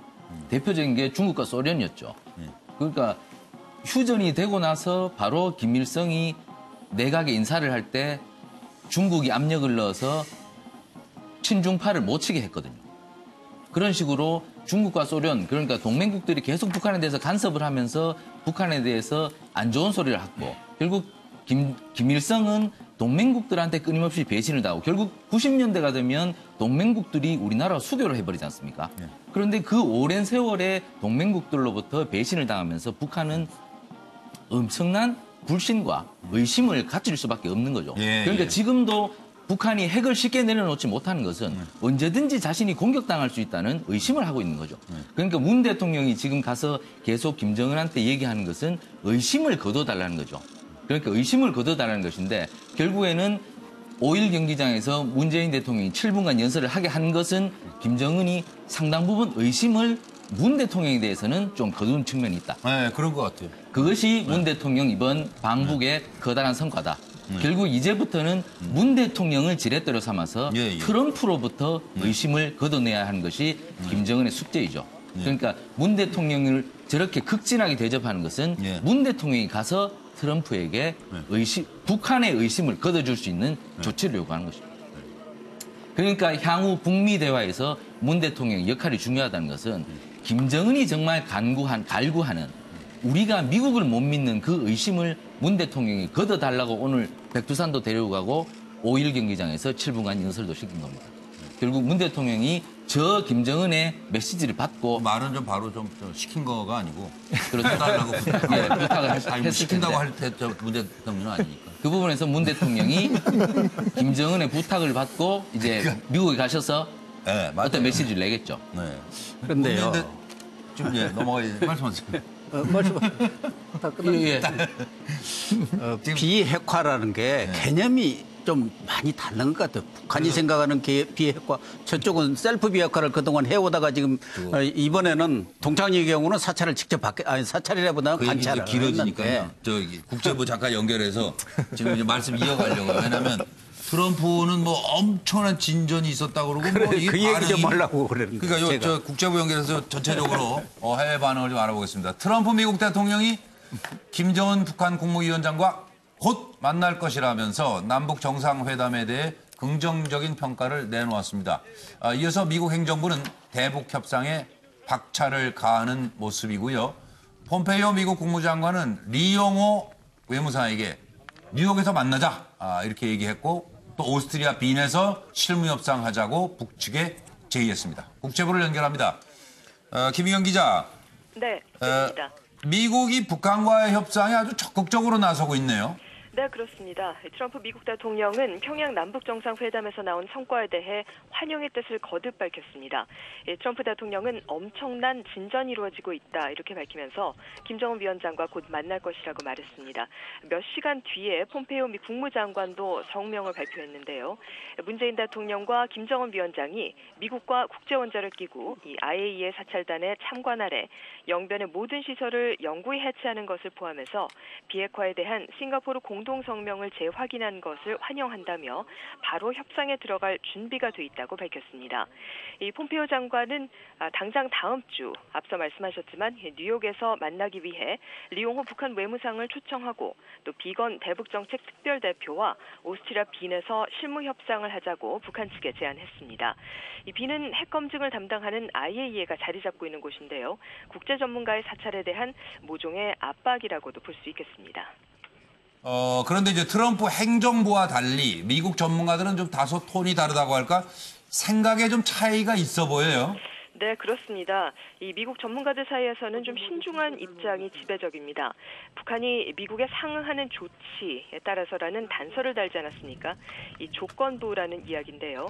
미사일 발사대와 시설을 폐기하는 것이 전체 핵무기를 폐기하는 것과 엄연히 다르다는 얘기입니다.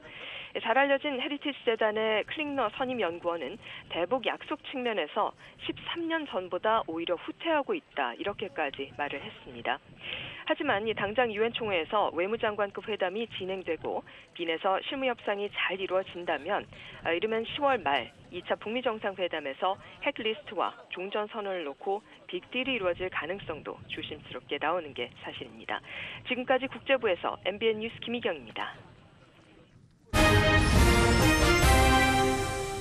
달라진 북한 정말 달라졌어요. 파격 의전 그리고 시민 접촉을 그대로 그냥 허용했어요. 그리고 북한 매체는 편집 없는 대대적 보도를 하는 등 북한 맞나 싶은 일들이 지금 많이 벌어졌습니다. 김정은 부부가 최초로 문재인 대통령 부부를 공항에서 따뜻하게 영접했지요. 그리고 최초입니다. 이것도 노동당 본부청사에서 정상 간에 만나 회담을 했다? 이것도 놀랄 일이고요. 예정이 없던 만찬 깜짝 방문을 하지 않나. 남측 대통령에게 최초 연설 기회를 제공하지 않나.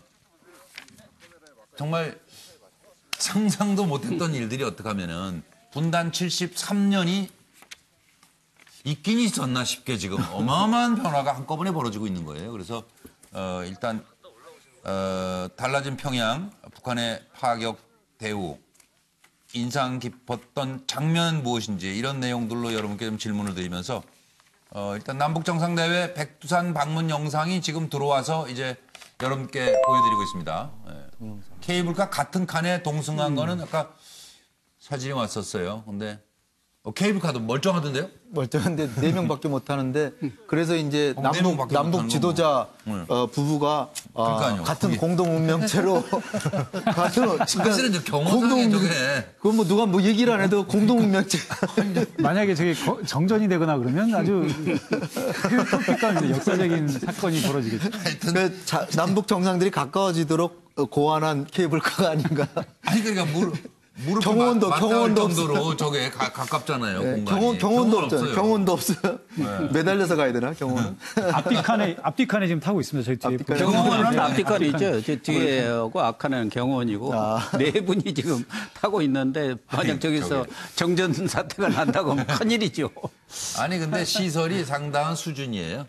네. 그리고 사실은 중국 쪽에서도 사실 못 만들어 놓은 건데. 제가 지난달 말에 이제 백두산 천지를 보고 왔는데요. 지난달에? 그럼 저기 중국 쪽으로? 중국 쪽으로 저 연변을 통해 가지고 이도백화 통해 가지고 이제 근데 거기서 4시간 딱 걸리더라고요. 천지까지 연변에서 저 연길에서. 차 정신없이 모는데 차가 아니에요? 뭐 근데 제가 놀란 게 관광객이 끊임없이 수도 없이 많은 버스들이 돈 싸지도 않아요. 엄청 비싸요. 엄청 비싼데 돈을 그냥 쓸어 담고 있더라고요. 그러니까 중국에서 돈을 쓸어 담고 있는 거예요. 그렇죠. 그러니까 저쪽을 제가 지금 케이블카 보면서 느낀 게 북한도 저 관광지로 개발해서 돈 많이 벌려면 케이블카 저 5대 가지고는 얼마나 실어 나르겠어요. 더 대폭 증권해야지. 간단해. 몇 대인지도 모르고 지금 일단 중국 가도 많지도 않아요. 그 정신없이 올라가요. 근데 수도 없이 올라가요. 인천공항에서 저 삼지연 그냥 아까 항로가 뚫렸는지 안 뚫렸는지 고현식에서 궁금해졌는데 우리가 가서 저 보게 해봐요. 어마어마한 돈이죠. 그렇죠. 저건 엄청난 돈벌이가 되는 거죠. 아마 김정은 위원장이 배가 무지 아플 겁니다. 이게 중국 쪽으로 그 많은 관광객들이 올라가는 걸 생각을 하면. 맞아요. 이게 개방해야 이게 바로 개방만 하면 이거 바로 갈 수 있는 거거든요. 오늘 김정은 위원장도 그동안은 백두산은 그리움의 산이라고 그랬고 앞으로 좀 남한 사람들도 많이 관광을 했으면 좋겠다는 뜻을 표명을 했고 문재인 대통령도 마찬가지 아니습니까? 이게 첫발이다. 내가 처음 왔지만 앞으로는 뭐 남한 우리 국민은 물론이고 해외 동포들까지도 많이 왔으면 좋겠다는 뜻이 있었기 때문에 사실은 중국으로 가는 것을 자기는 거부하고 그러니까 이쪽 우리 땅을 밟아서 가겠다는 얘기를 했지 않습니까? 그 소원이 이번에 들어졌다라는 건데 사실은 우리 쪽에 우리의 백두산을 제대로 보려면은 저쪽 중국 쪽에서 보는 게 맞죠. 그러니까 그거는 백두산의 사진을 이심지은 그 안승일 씨 얘기입니다. 그쪽에서 찍어야지만 이쪽 모습이 제대로 보이는 거예요, 사실은. 건너편에서. 근데 사실은 대통령이 얘기한 것은 우리의 땅인데 우리의 땅을 밟고서 가는 것이 그게 훨씬 더 의미가 있다라는 그 점을 강조를 한 것이죠. 우리 땅을 밟고 천지를 가서 만나게 되는 거죠. 지금 문재인 대통령이 조금 전 성남공항에 도착 도착하셨고요. 이제 메인 프레스센터로 이제 이동을 시작했다고 합니다. 그리고 프레스센터에서는 아까 6시 15분 조금 지나서 이동했고 30분 뒤에 대국민 보고 한 45분에서 50분 사이에 있을 것 같아요. 프레스센터 지금 상황을 좀 알아보겠습니다. 김종민 기자가 나가 있는데 지금 상황 좀 전해주시겠어요? 네, 문재인 대통령이 2박 3일 동안의 방북 일정을 모두 마치고 조금 전인 오후 5시 36분 서울 성남공항에 도착했습니다. 북한을 떠난 지 약 2시간 만인데요. 성남공항에는 김부겸 행정안전부 장관과 임종석 비서실장, 장하성 정책실장 등이 나와 문 대통령 내외를 영접했습니다. 문 대통령은 조금 전 성남공항에서 이곳 메인 프레스센터로 차량을 이용해 출발했습니다. 약 20분 정도 뒤인 6시 40분에 이곳에 도착할 것으로 보이는데요. 문 대통령은 메인 프레스센터에 도착하면 대국민 보고를 합니다. 문 대통령은 이 자리에서 이번 방북 결과를 국민들에게 설명하고 취재진들과 몇 가지 질의응답도 오갈 것으로 보입니다. 문 대통령은 이번 방북 결과를 가지고 우리 시각으로 오는 25일 미국 뉴욕에서 트럼프 미국 대통령을 만나 정상회담에 나설 예정입니다. 이번 남북 정상회담으로 2차 북미 정상회담과 비핵화 논의를 촉진시킬 수 있을지 관심이 집중되고 있습니다. 지금까지 남북 정상회담 메인 프레스센터에서 MBN 뉴스 김종민입니다. 네, 지금 이제 김종민 기자 전해드린 대로 6시 한 15분, 16분쯤에 이동했고 뭐 성남에서 저 동대문 디자인 3, 40분이면은 30분? 그러니까 교통만 안 막. 네, 6시 한 40분에서 50분 사이에 문재인 대통령의 대국민 보고가 있을 예정입니다. 바로 연결해서 여러분과 함께 듣도록 하겠습니다. 일단 아까 뭐 얘기 듣고 법문 터지듯 저희가 막 했는데 무슨 얘기를 했던 거죠? 백두산 제가 한 가지 말씀드릴 게 있습니다. 이게 백두산이 아까 중국 쪽 그 오늘 북한 쪽 정한병 교수는 하여튼 뭐 수시로 등장하니까 마음대로 하세요. 예, 북한 쪽 중국 쪽 얘기 하셨잖아요. 네. 중국 쪽 저도 이제 1999년에 중국 쪽에 올라갔는데 사실 그쪽에서는요 천지 쪽으로 내려갈 수가 없어요.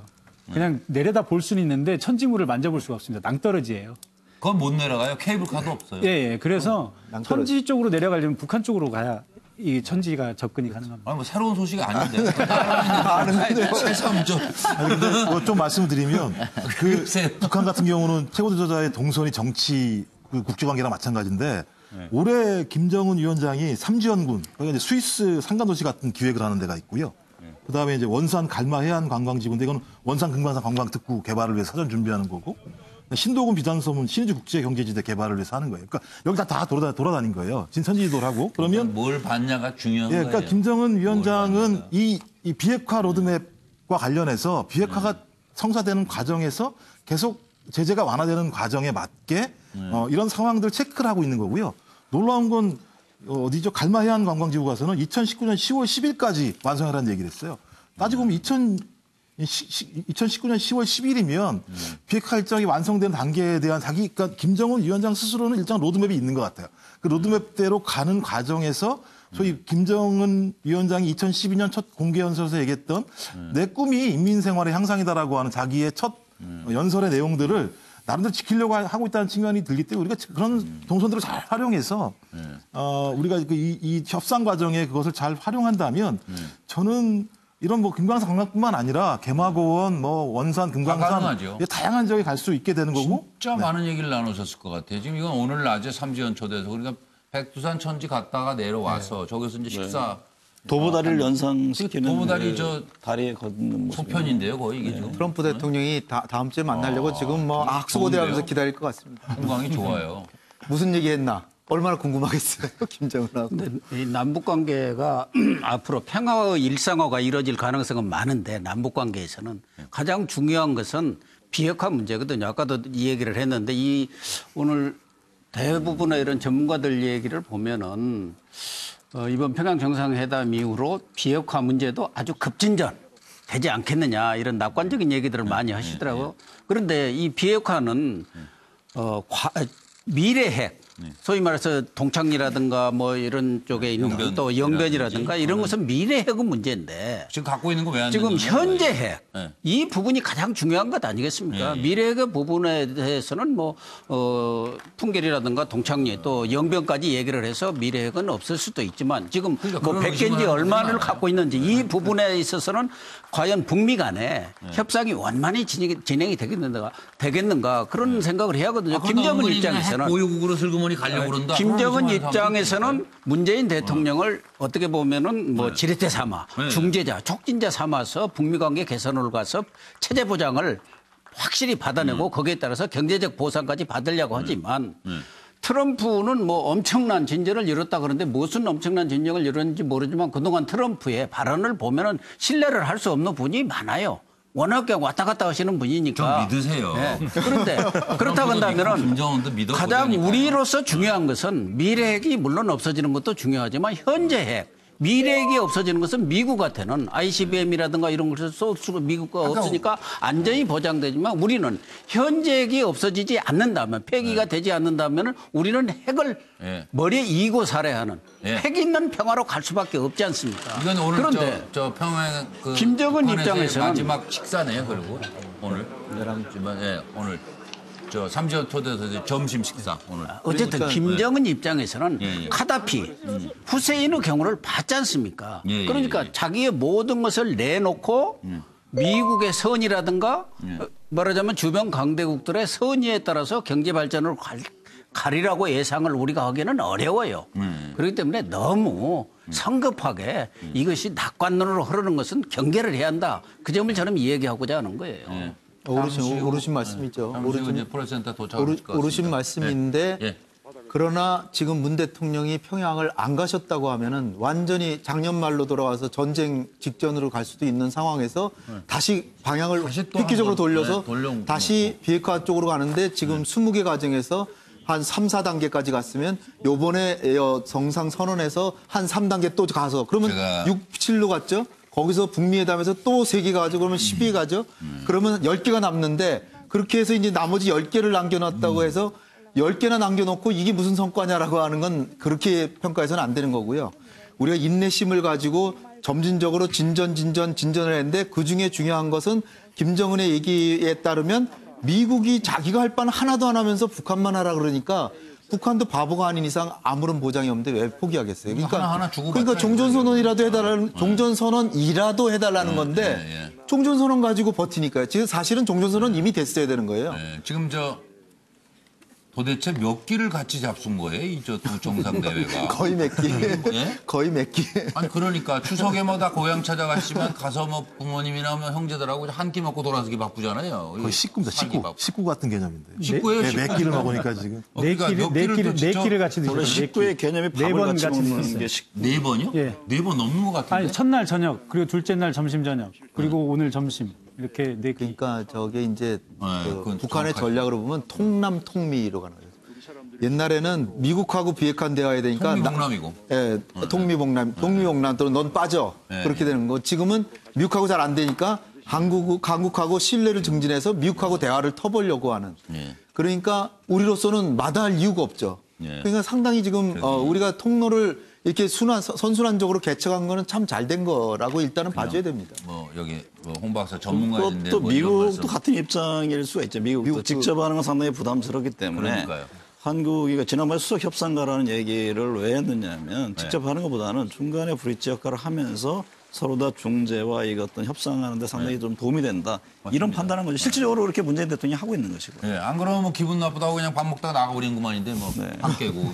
그러고 사실은 미국 입장에서 지금 얘기한 게 그러니까 지금 줄 수 있는 카드가 과연 미국에서 뭐가 있을 것이냐. 이제 김정은 위원장이 국가 대 국가 존중을 얘기했단 말이죠. 그러니까 예를 들면 여러 가지 핵시험장 폐쇄하고 여러 가지 조치를 했으면 그다음에 미국은 뭘 줄 것이냐. 지금까지 주는 게 없단 말입니다. 그러니까 지난번에 트럼프 대통령도 분명히 했죠. 그러니까 경제 문제에 있어서 지원을 누가 하냐. 미국은 아니다라고 그랬거든요.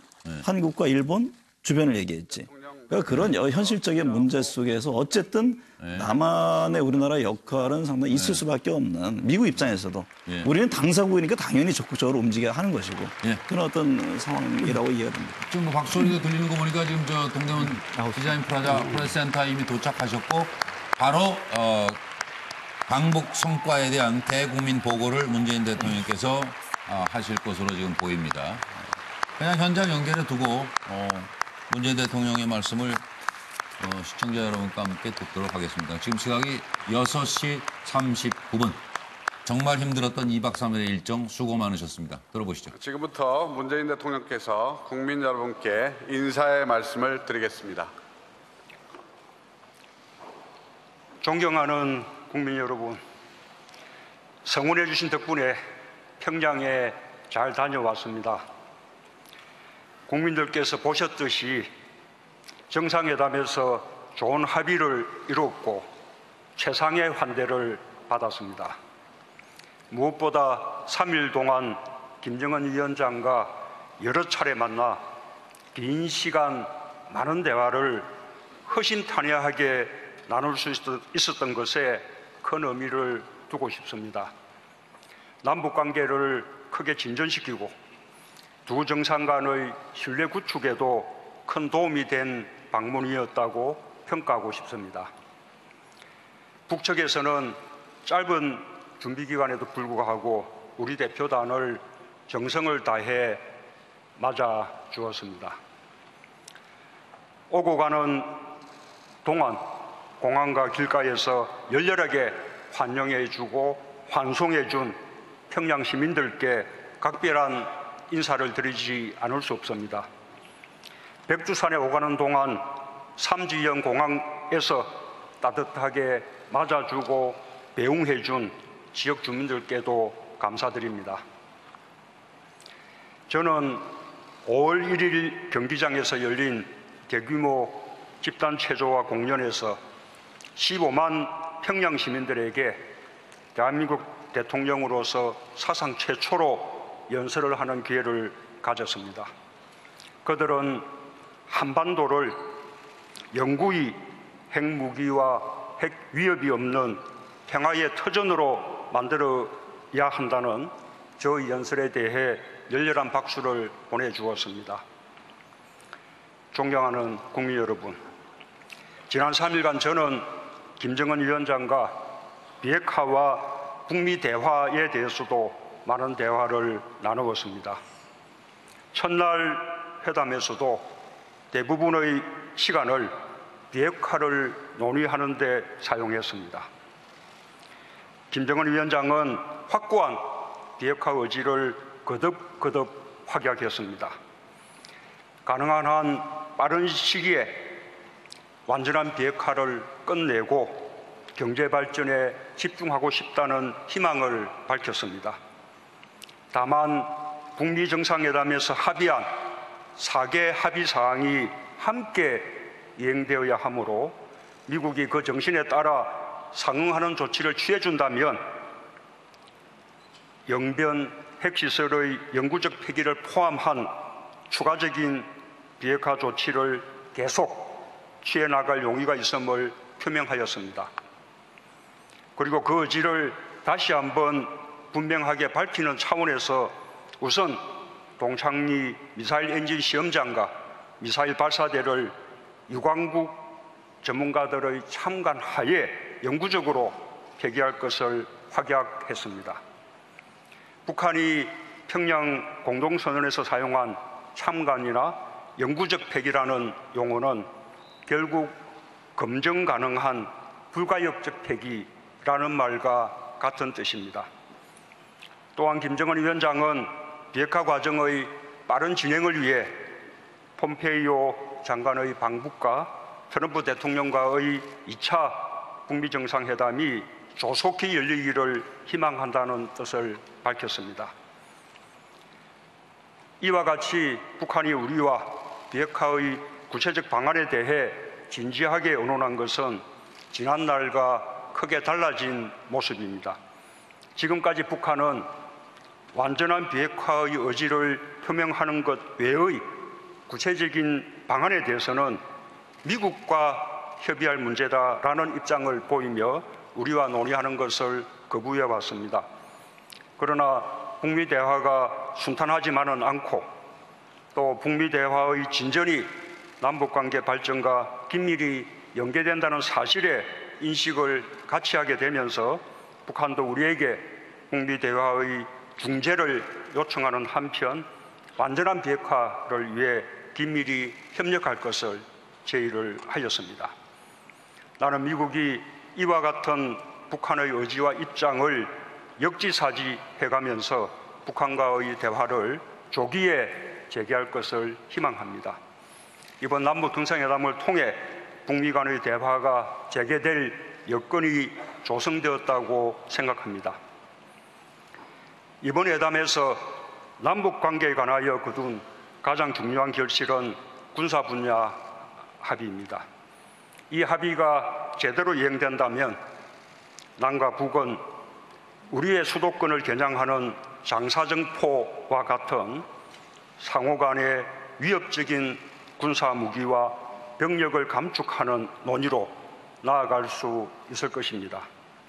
이는 남북 간에 있어서 정전협정 이후 아직 끝나지 않은 전쟁을 종전하는 데서 더 나아가 미래의 전쟁의 가능성까지 원천적으로 없애는 일이 될 것입니다.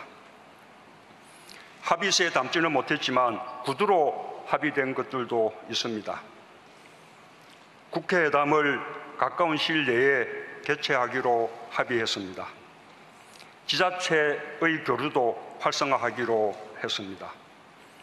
저는 금강산 이산가족 상설 면에서의 전면 가동을 위해 북측의 몰수 조치를 해제해 줄 것을 요청했고 김정은 위원장도 동의하였습니다. 올해는 고려 건국 1100년이 되는 해입니다. 저는 이를 기념하기 위해 12월에 개최되는 대고려전에 북측문화재를 함께 전시할 것을 김정은 위원장에게 제의했고 김정은 위원장은 그에 대해서 협력하기로 했습니다.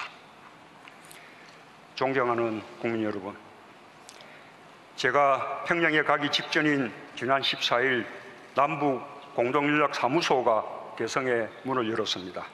남북 대화와 협력이 상시적으로 이루어지는 새로운 시대가 열렸습니다.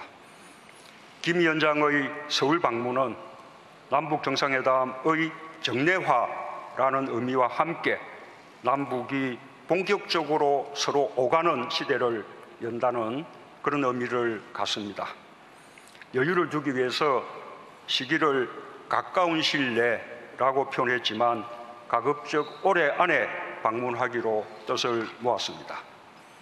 저는 우리 국민들께서도 김정은 위원장을 직접 보고 한반도 비핵화와 평화 번영에 대한 그의 생각을, 그의 육성을 통해 듣는 기회가 오길 바랍니다. 오늘 서울로 돌아오기 전에 백두산에 다녀왔습니다. 천지에 올라 저는 우리 국민들이 굳이 중국을 통해서가 아니라 북한 땅에서 백두산 관광을 할 수 있는 시대를 하루빨리 열겠다고 다짐을 했습니다. 이제 정부는 평양 공동선언을 빠르게 실행하기 위해 범정부적 추진 체계를 마련할 것입니다. 남북 고위급 회담을 가까운 시일 내에 개최하고 오늘의 성과가 국민들의 삶을 실질적으로 향상시킬 수 있도록 최선을 다해 나갈 것입니다. 국회의 초당적 협력도 다시 한번 당부드립니다. 오직 국민들의 힘으로 또 국민들의 지지와 응원 덕분에 평양회담을 무사히 마칠 수 있었습니다. 평화는 한반도에 사는 우리 모두의 수건입니다. 그 수건을 이루는 길에 국민의 뜻과 늘 함께 할 것입니다. 감사합니다.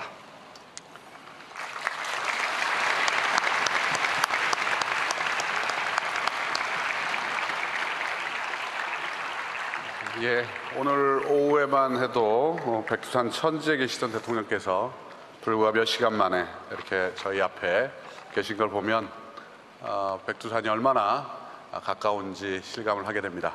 지금부터 우리 기자분들 질문을 받겠습니다. 지명받으신 기자분께서는 자리에서 일어나서 먼저 소속과 성명을 밝혀주시기 바랍니다. 먼저 손을 들어주십시오. 예, SBS 남승모 기자님.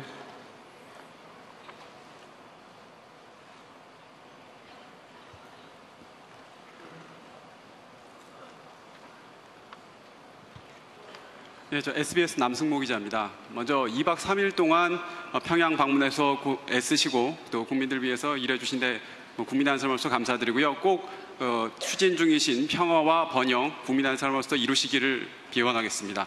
질문 드리겠습니다. 제가 첫 질문자라서 간단한 가벼운 질문 하나랑 본 질문 하나 드리겠습니다. 가벼운 질문은 이겁니다. 그러니까 저희들이 현장에서 이것을 보면서 굉장히 좀 의문을 가졌던 점이 한가가 추가 정상회담 끝나시고 나서 그 공동 기자회견 전에 좀 표정이 굉장히 어두우셨었습니다. 그래서 뭐가 잘 안 됐나? 왜 저러지? 근데 약간 그런 말들이 있었는데 당시 어떤 상황이셨는지 그거 하나 설명 부탁드리고요. 그리고 본 질문으로는 이제 곧 미국을 향해 출발하실 텐데 트럼프 대통령과의 어떤 협상 결과가 굉장히 중요할 것 같습니다. 이제 그러기 위해서는 김정은 위원장으로부터 어떤 다른 메시지나 아니면 다른 어떤 제의, 예를 들면은 핵리스트 신고에 대한 어떤 의지라든가 이런 것들을 추가적인 어떤 메시지를 받으신 것이 있는지 말씀해 주시면 감사하겠습니다. 우선은 아까 말씀드린 대로 우리 한반도의 완전한 비핵화의 방안, 또 지금 교착 상태에 놓여 있는 북미 대화의 재개와 대화의 촉진에 관해서 많은 대화를 나누었습니다.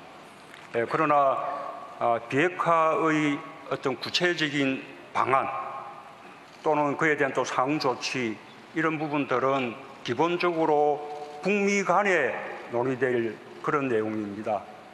그래서 남북 간에 논의한 내용 가운데 합의 문안에 어느 정도 또 어떤 표현으로 담을 것인가 라는 데 그 논의를 많이 했었고 그 밖에 특별히 전체적인 합의 과정에서 어려움은 있지 않았습니다. 논의한 내용 가운데 합의문에 담지 않은 그런 내용들도 있습니다. 그런 부분에 대해서는 앞으로 제가 방미해서 트럼프 대통령과 다시 정상회담을 갖게 되면 그때 미국 측에 상세한 그런 내용을 전해줄 그런 계획입니다. 아시다시피 미국 측은 우리를 통해서 북한의 메시지를 이렇게 전달하고 싶어하는 것이 있고 또 그에 대한 답을 듣기를 원합니다. 또 반대로 북한 측에서도 우리를 통해서 미국 측에 메시지를 전하고자 하는 것도 있습니다. 그런 역할들을 트럼프 대통령을 만나면 충실하게 함으로써 북미 간의 대화를 촉진시켜 나가고자 합니다. 예, 두 번째 질문 받겠습니다. 예, JTBC 이성대 기자님.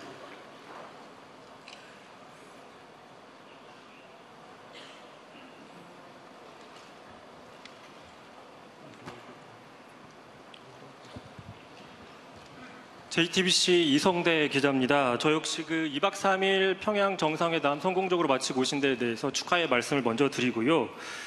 저는 평양 공동선언에 대해서 질문을 좀 드리겠습니다. 아무래도 가장 관심이 북핵 비핵화 문제인데 그 선언에 보면 미국이 6.12 북미 정상선언에 따라서 상응 조치를 취하면 북한은 영변핵 시설 영구 폐기와 같은 조치를 취할 수 있다 이렇게 적혀 있는데 여기서 언급된 상응 조치에 대해서 김정은 위원장이 구체적으로 뭐라고 설명을 한 건지 혹시 이 부분이 종전선언에 대해서 언급을 한 건지 좀 구체적으로 설명을 좀 부탁드리겠습니다.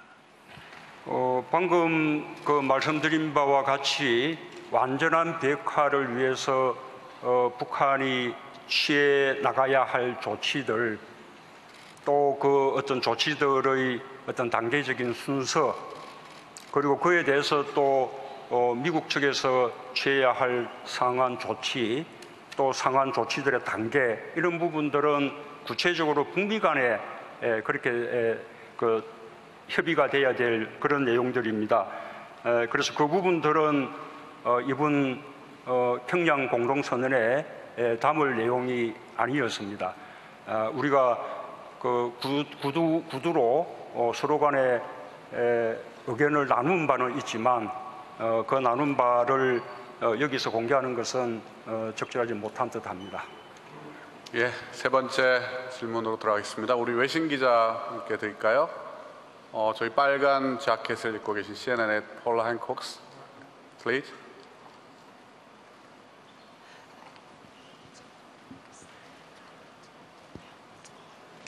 Paula Hancock, CNN. Mr. President, the North Koreans said that they would agree to close down Yongbyon if there were corresponding measures from the United States. Can you tell us what those measures are? And if not, clearly you're in a unique position knowing what President Trump is willing to give and knowing what Kim Jong-un wants. Could you tell us how far apart their positions are? Thank you. Yes. CNN 서울지국 폴라 핸콕스입니다. 공동선언문에 보면은 북한은 미국 측에서 상응 조치를 취해줄 때에 추가적인 조치를 취하겠다라는 용의가 있다라고 했는데요. 그 상응적인 조치가 좀 상세적으로 내용을 좀 더 말씀해 주셨으면 좋겠습니다. 그리고 만약에 이 트럼프가 상응적 조치를 북한에 제공을 한다고 한다면 어떤 것을 줄 수 있을지 문재인 대통령님의 생각이 궁금합니다.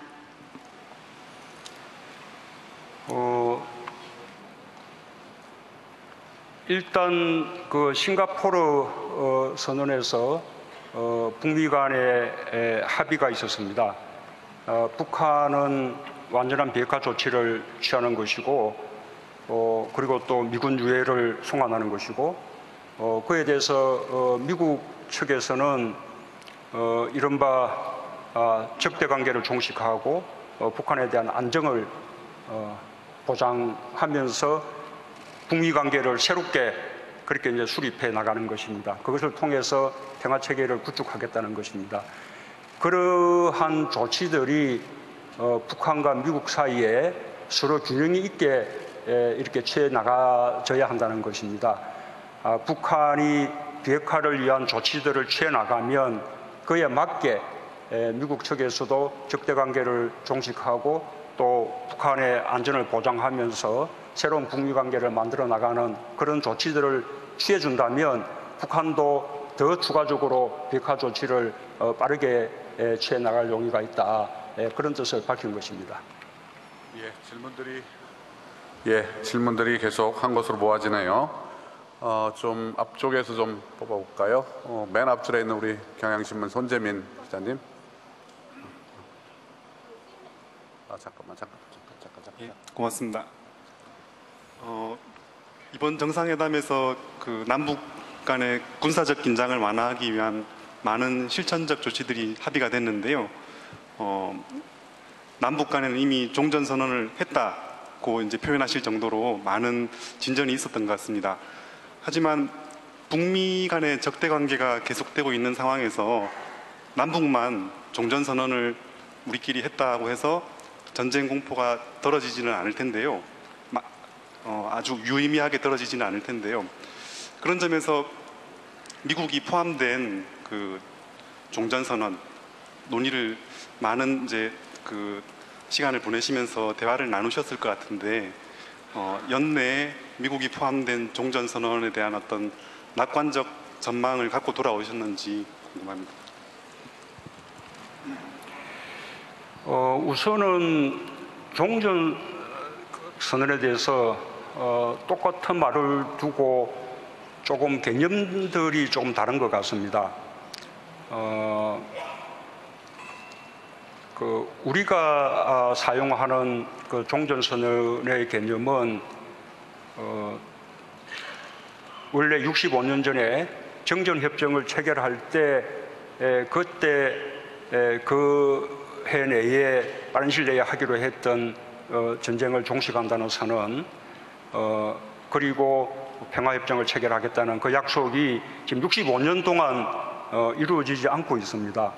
그래서 그 출발로 우선 전쟁을 종식한다는 정치적 선언을 먼저 하고 그것을 평화협정 체계를 위한 평화협상의 출발점으로 삼아서 북한이 완전한 비핵화를 이룰 때 평화협정을 체결함과 동시에 북미 관계를 정상화한다라는 것이 우리가 종전선언을 사용할 때 생각하는 그런 개념입니다.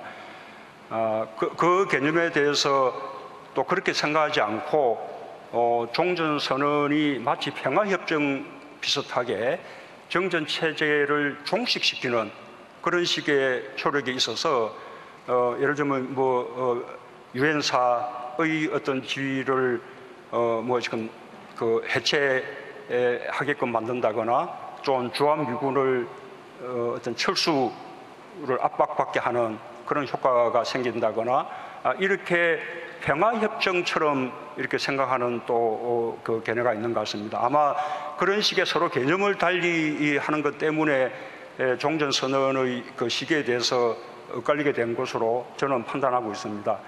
이번 방북을 통해서 저는 김정은 위원장도 제가 아까 이야기한 것과 똑같은 개념으로 종전선언을 생각하고 있다는 것을 확인했습니다. 다시 한번 말씀드리자면 종전선언은 이제 전쟁을 끝내고 적대 관계를 종식시키겠다라는 정치적인 선언입니다. 그리고 그와 함께 평화협정 체결을 위한 평화협상이 이제 시작되는 것입니다. 평화협정은 완전한 비핵화가 이루어지는 최종 단계에서 이루어지게 됩니다. 그때까지 기존의 정전체제는 유지가 되는 것입니다.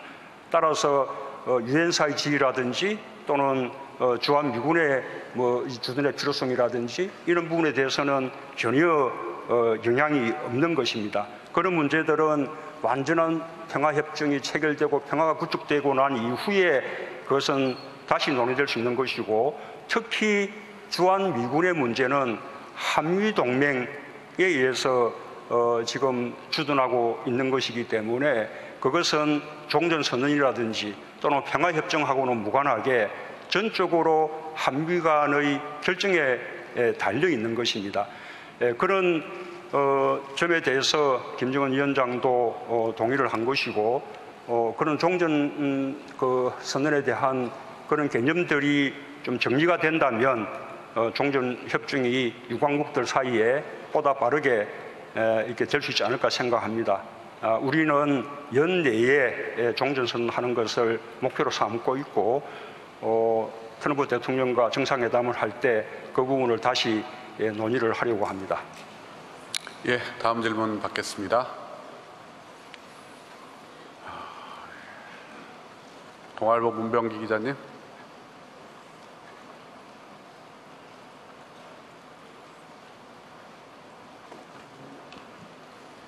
예, 동아일보 문병기 기자입니다. 조금 전에 종전선언에 대해서 말씀을 좀 주셨는데요. 추가적으로 좀 질문을 드린다면, 이번 공동선언에서 그 영변 핵시설 동창립 폐기와 같은 합의들이 있었습니다. 이런 비핵화 합의가 이 종전선언을 위한 충분한 조건이 마련되는데 어떤 도움이 됐다고 보시는지, 그다음에 이번에 김정은 위원장이 서울 답방을 가능하면 연내에 답방을 하겠다고 했는데, 이 기간 동안에 종전선언을 추진하실 구상이 있으신지 말씀 부탁드립니다. 예, 가급적 이렇게 종전선언은 저는 조기에 이루어지는 것이 좋겠다고 생각합니다. 아시는 바와 같이 북한은 풍계리 핵실험장을 완전히 폐기했습니다.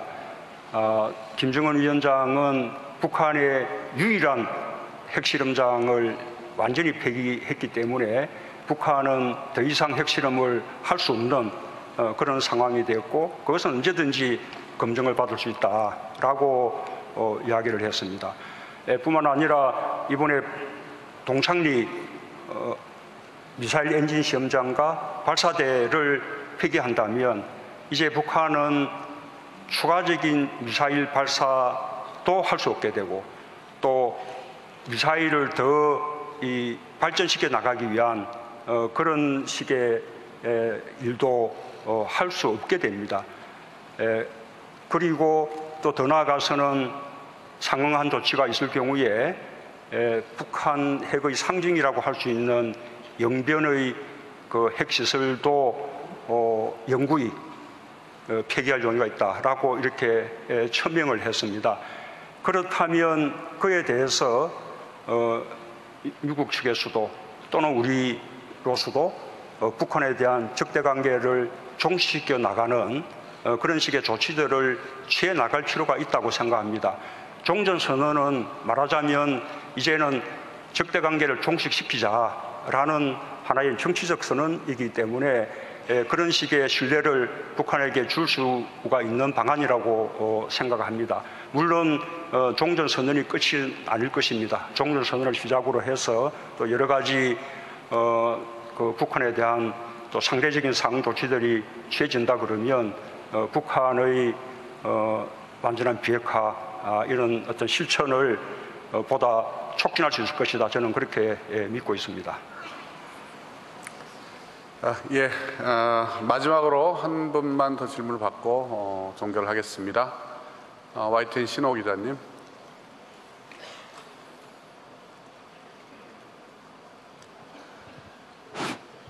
대통령님 2박 3일 동안 고생 많으셨습니다.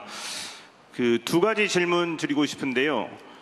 먼저 첫 번째로는 대통령께서 평양 방문하시기 전에 지난주에 이제 북한이 이제는 현재 핵을 폐기하는 단계로 나아가야 한다 이렇게 이제 말씀하셨는데 이번 평양 공동선언의 비핵화 부분에 대한 합의 수준이 대통령께서 말씀하신 현재 핵을 포기하는 단계로 나아가는 그 수준에 부합하다고 판단하시는지 평가하시는지 그거 여쭙고 싶고요. 그리고 두 번째로는 지난 2000년, 2007년 이때도 이제 우리 김대중 대통령하고 노무현 대통령께서 평양에 가서 공동선언 합의를 이루셨는데 사실 그때 합의 중에서 이루어지지 않은 부분들도 많습니다. 그래서 이번 2018년 평양 공동선언의 소중한 합의들을 실질적으로 이행하기 위해서 어떤 준비, 어떤 노력을 해가실 계획이신지 질문드립니다.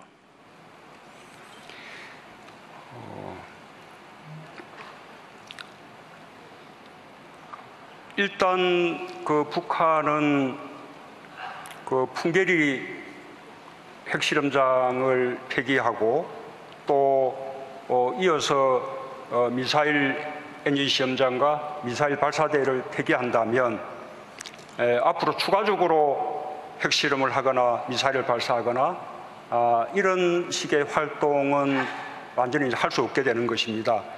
그것을 말하자면 미래 핵 능력을 폐기한 것이다. 그렇게 말할 수 있겠습니다. 그리고 나아가서 영변 핵시설을 또 영구히 폐기한다면 그 영변에서 이루어지고 있는 어떤 핵물질이나 핵무기의 생산을 비롯한 핵 활동을 이제는 또 중단해 들어가겠다는 그런 뜻이 될 것 같습니다.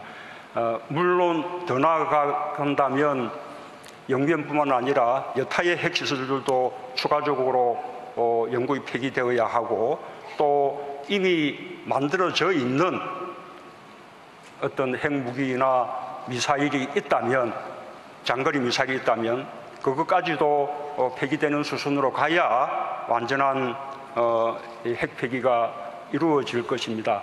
그렇게 가야 된다는 당위성을 제가 말씀드린 것이고 그런 진척은 아까 말씀드린 대로 또 거기에 맞추어서 미국 측에서도 북한과의 적대관계를 종식시키고 또 북한의 체제를 보장해주는 그런 식의 상응 조치들이 단계적으로 취해져 나갈 필요가 있습니다.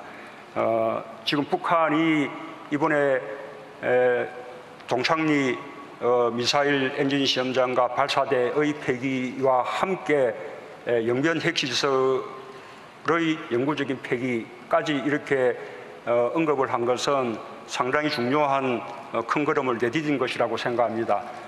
그 이상 앞으로 더 이제 진척을 되는 것은 결국은 북미 간의 대화를 통해서 해결해야 될 과제라고 생각합니다. 과거에 6.15 선언이나 14선언은 그것이 이행되지 않은 것은 딱 하나밖에 이유가 없습니다. 그것은 정권이 교체됐기 때문입니다. 그다음 그 정부들이 6.15 선언이나 14 이런 정상선언을 마땅히 이행할 여지가 없었기 때문에 제대로 되지 않은 것이라고 그렇게 생각합니다. 아까 아마 말씀하시고자 한 취지는 그 뜻이라기보다 과거의 9.19 공동성명 또는 1.3 합의 같은 6자 회담을 통한 그 비핵화 합의가 있었는데 이루어지지 못했지 않느냐, 아마 이제 그런 질문이 아닐까 싶습니다. 그러나 그때 6자 회담을 통한 합의와 이번에 비핵화 합의는 근본적으로 다르다고 생각합니다. 과거의 그 비핵화 합의는 맞으면 실무적인 협상을 통한 그런 합의였습니다. 그리고 핵 폐기의 매 단계마다 검증을 하고 또 다음 단계의 동시 이행을 또 함께 논의하고 이렇게 설계가 되어 있었기 때문에 그 언제든지 검증이나 사찰이나 이런 것에 대한 견해 차이로 삐끗할 수가 있는 것이었습니다. 그러나 이번에 비핵화 합의는 그렇지 않고 사상 처음으로 미국의 정상 대통령과 북한의 지도자, 북미 간의 양정상 사이에 합의가 이루어져서 이른바 톱다운 방식으로 그렇게 진행되고 있습니다. 북미 양정상이 국제사회의 한 약속이기 때문에 저는 반드시 실행되리라고 믿습니다. 물론 그것을 실천하기 위한 실무 협상 단계에서는 언제든지 때로는 논의가 교착되기도 하고 지연될 수는 있을 것입니다. 그렇기 때문에 다시 또 제2차 정상회담이 필요한 것이죠. 제2차 정상회담을 통해서 교착된 국면들을 크게 타개해 나간다면 이번에 그 비핵화 합의는 보다 더 빠른 속도로 진행될 수 있지 않을까 생각합니다. 제 견해를 조금만 더 이제 말씀드린다면 지난번에 싱가포르 선언에서는 그야말로 원론적인 합의를 이루었습니다. 조금 비핵화로 가기 위한 프로세스에 대해서 세부적인 내용은 실무 협상을 통해서 해야겠지만 조금 크게는 양 정상 간에 조금 이렇게 합의를 할 필요가 있지 않을까. 그리고 그 합의에 맞춰서 실무 협상이 진전되도록 그렇게 뭐 비핵화의 시한을 정한다든지 그다음에 상방 간에 서로 교환해야 될 조치들을 크게 서로 합의한다든지 한다면 보다 효과적으로 비핵화가 진전될 수 있지 않을까 그렇게 생각합니다. 예, 그럼 대통령의 질의응답을 모두 마치겠습니다. 대통령께서는 사회자에 있는 오른쪽으로 내려오셔서 우리 앞줄에 있는 기자분들과 인사를 악수를 하시고 그리고 퇴장을 하시게 되겠습니다. 다시 한번 큰 박수 부탁드리겠습니다.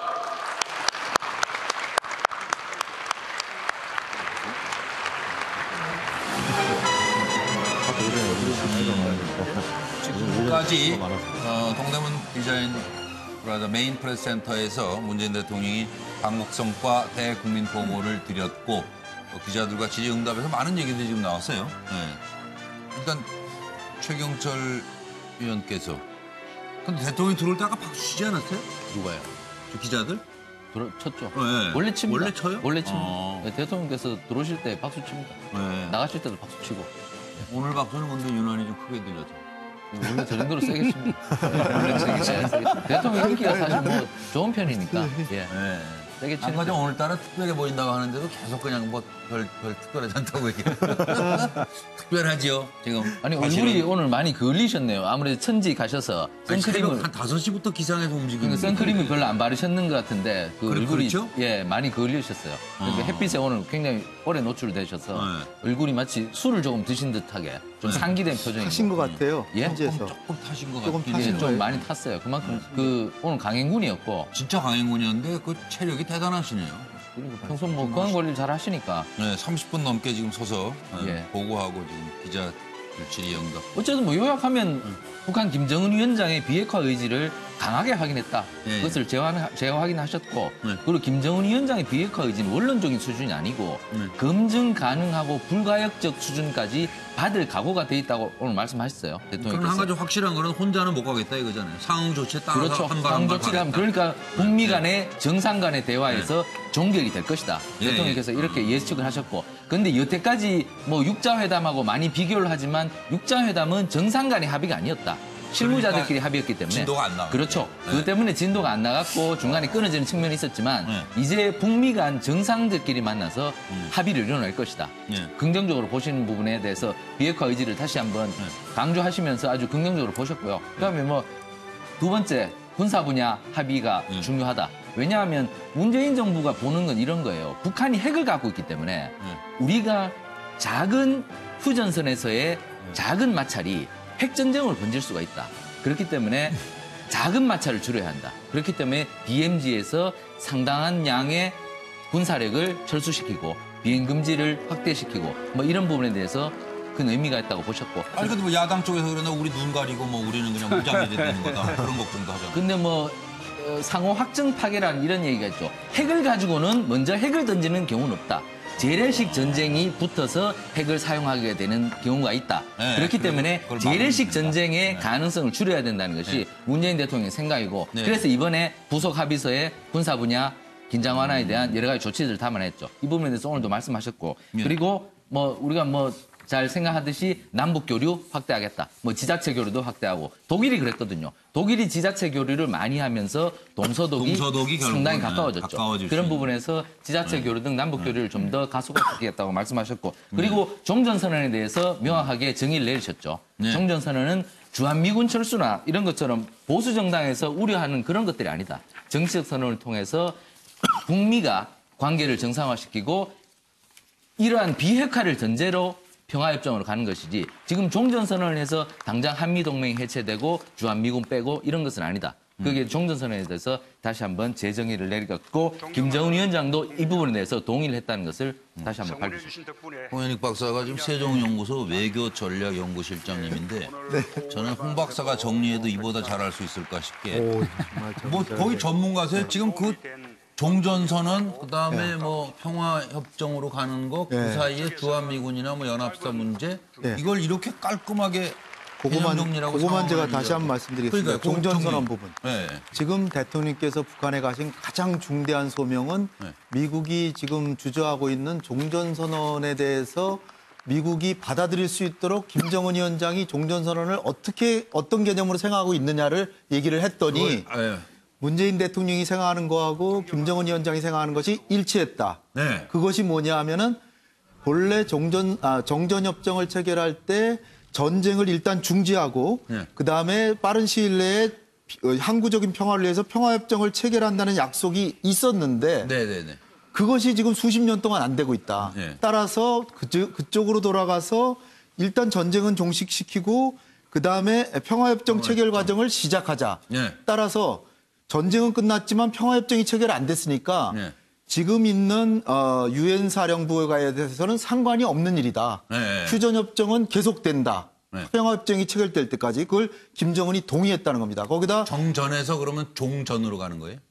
그렇죠. 정전협정이 유지되는 가운데 전쟁 행위만 끝났다는 거를 선언하고 그다음에 그 대신에 하나 중요한 게 평화협정 논의를 시작한다. 아 그렇습니다. 그런데 일부에서는 그걸 갖다 종전선언을 평화협정으로 해석을 해서 종전선언하면 유엔사 해체된다 이렇게 판단하니까 오해가 생긴 것이다. 그리고 이제 북한에서 미군 철수 주장할 미국에서도 거다. 그러니까 지금 대통령께서 미국의 트럼프 대통령에게 김정은 위원장이 생각하는 종전선언은 유엔사와 관계없다. 휴전협정은 계속된다. 따라서 부담 없이 종전선언 하시라. 이게 전개가 된 겁니다. 이 굉장한 성과가 지금 있었던 대단한 진전이 있었던 거네요. 정갑 의원. 그 대통령이 얘기하는 것 중에서 어쨌든 뭐 앞서 정리를 하고 이제 미국이 역지사지의 좀 자세로 조속한 대화를 했으면 좋겠다.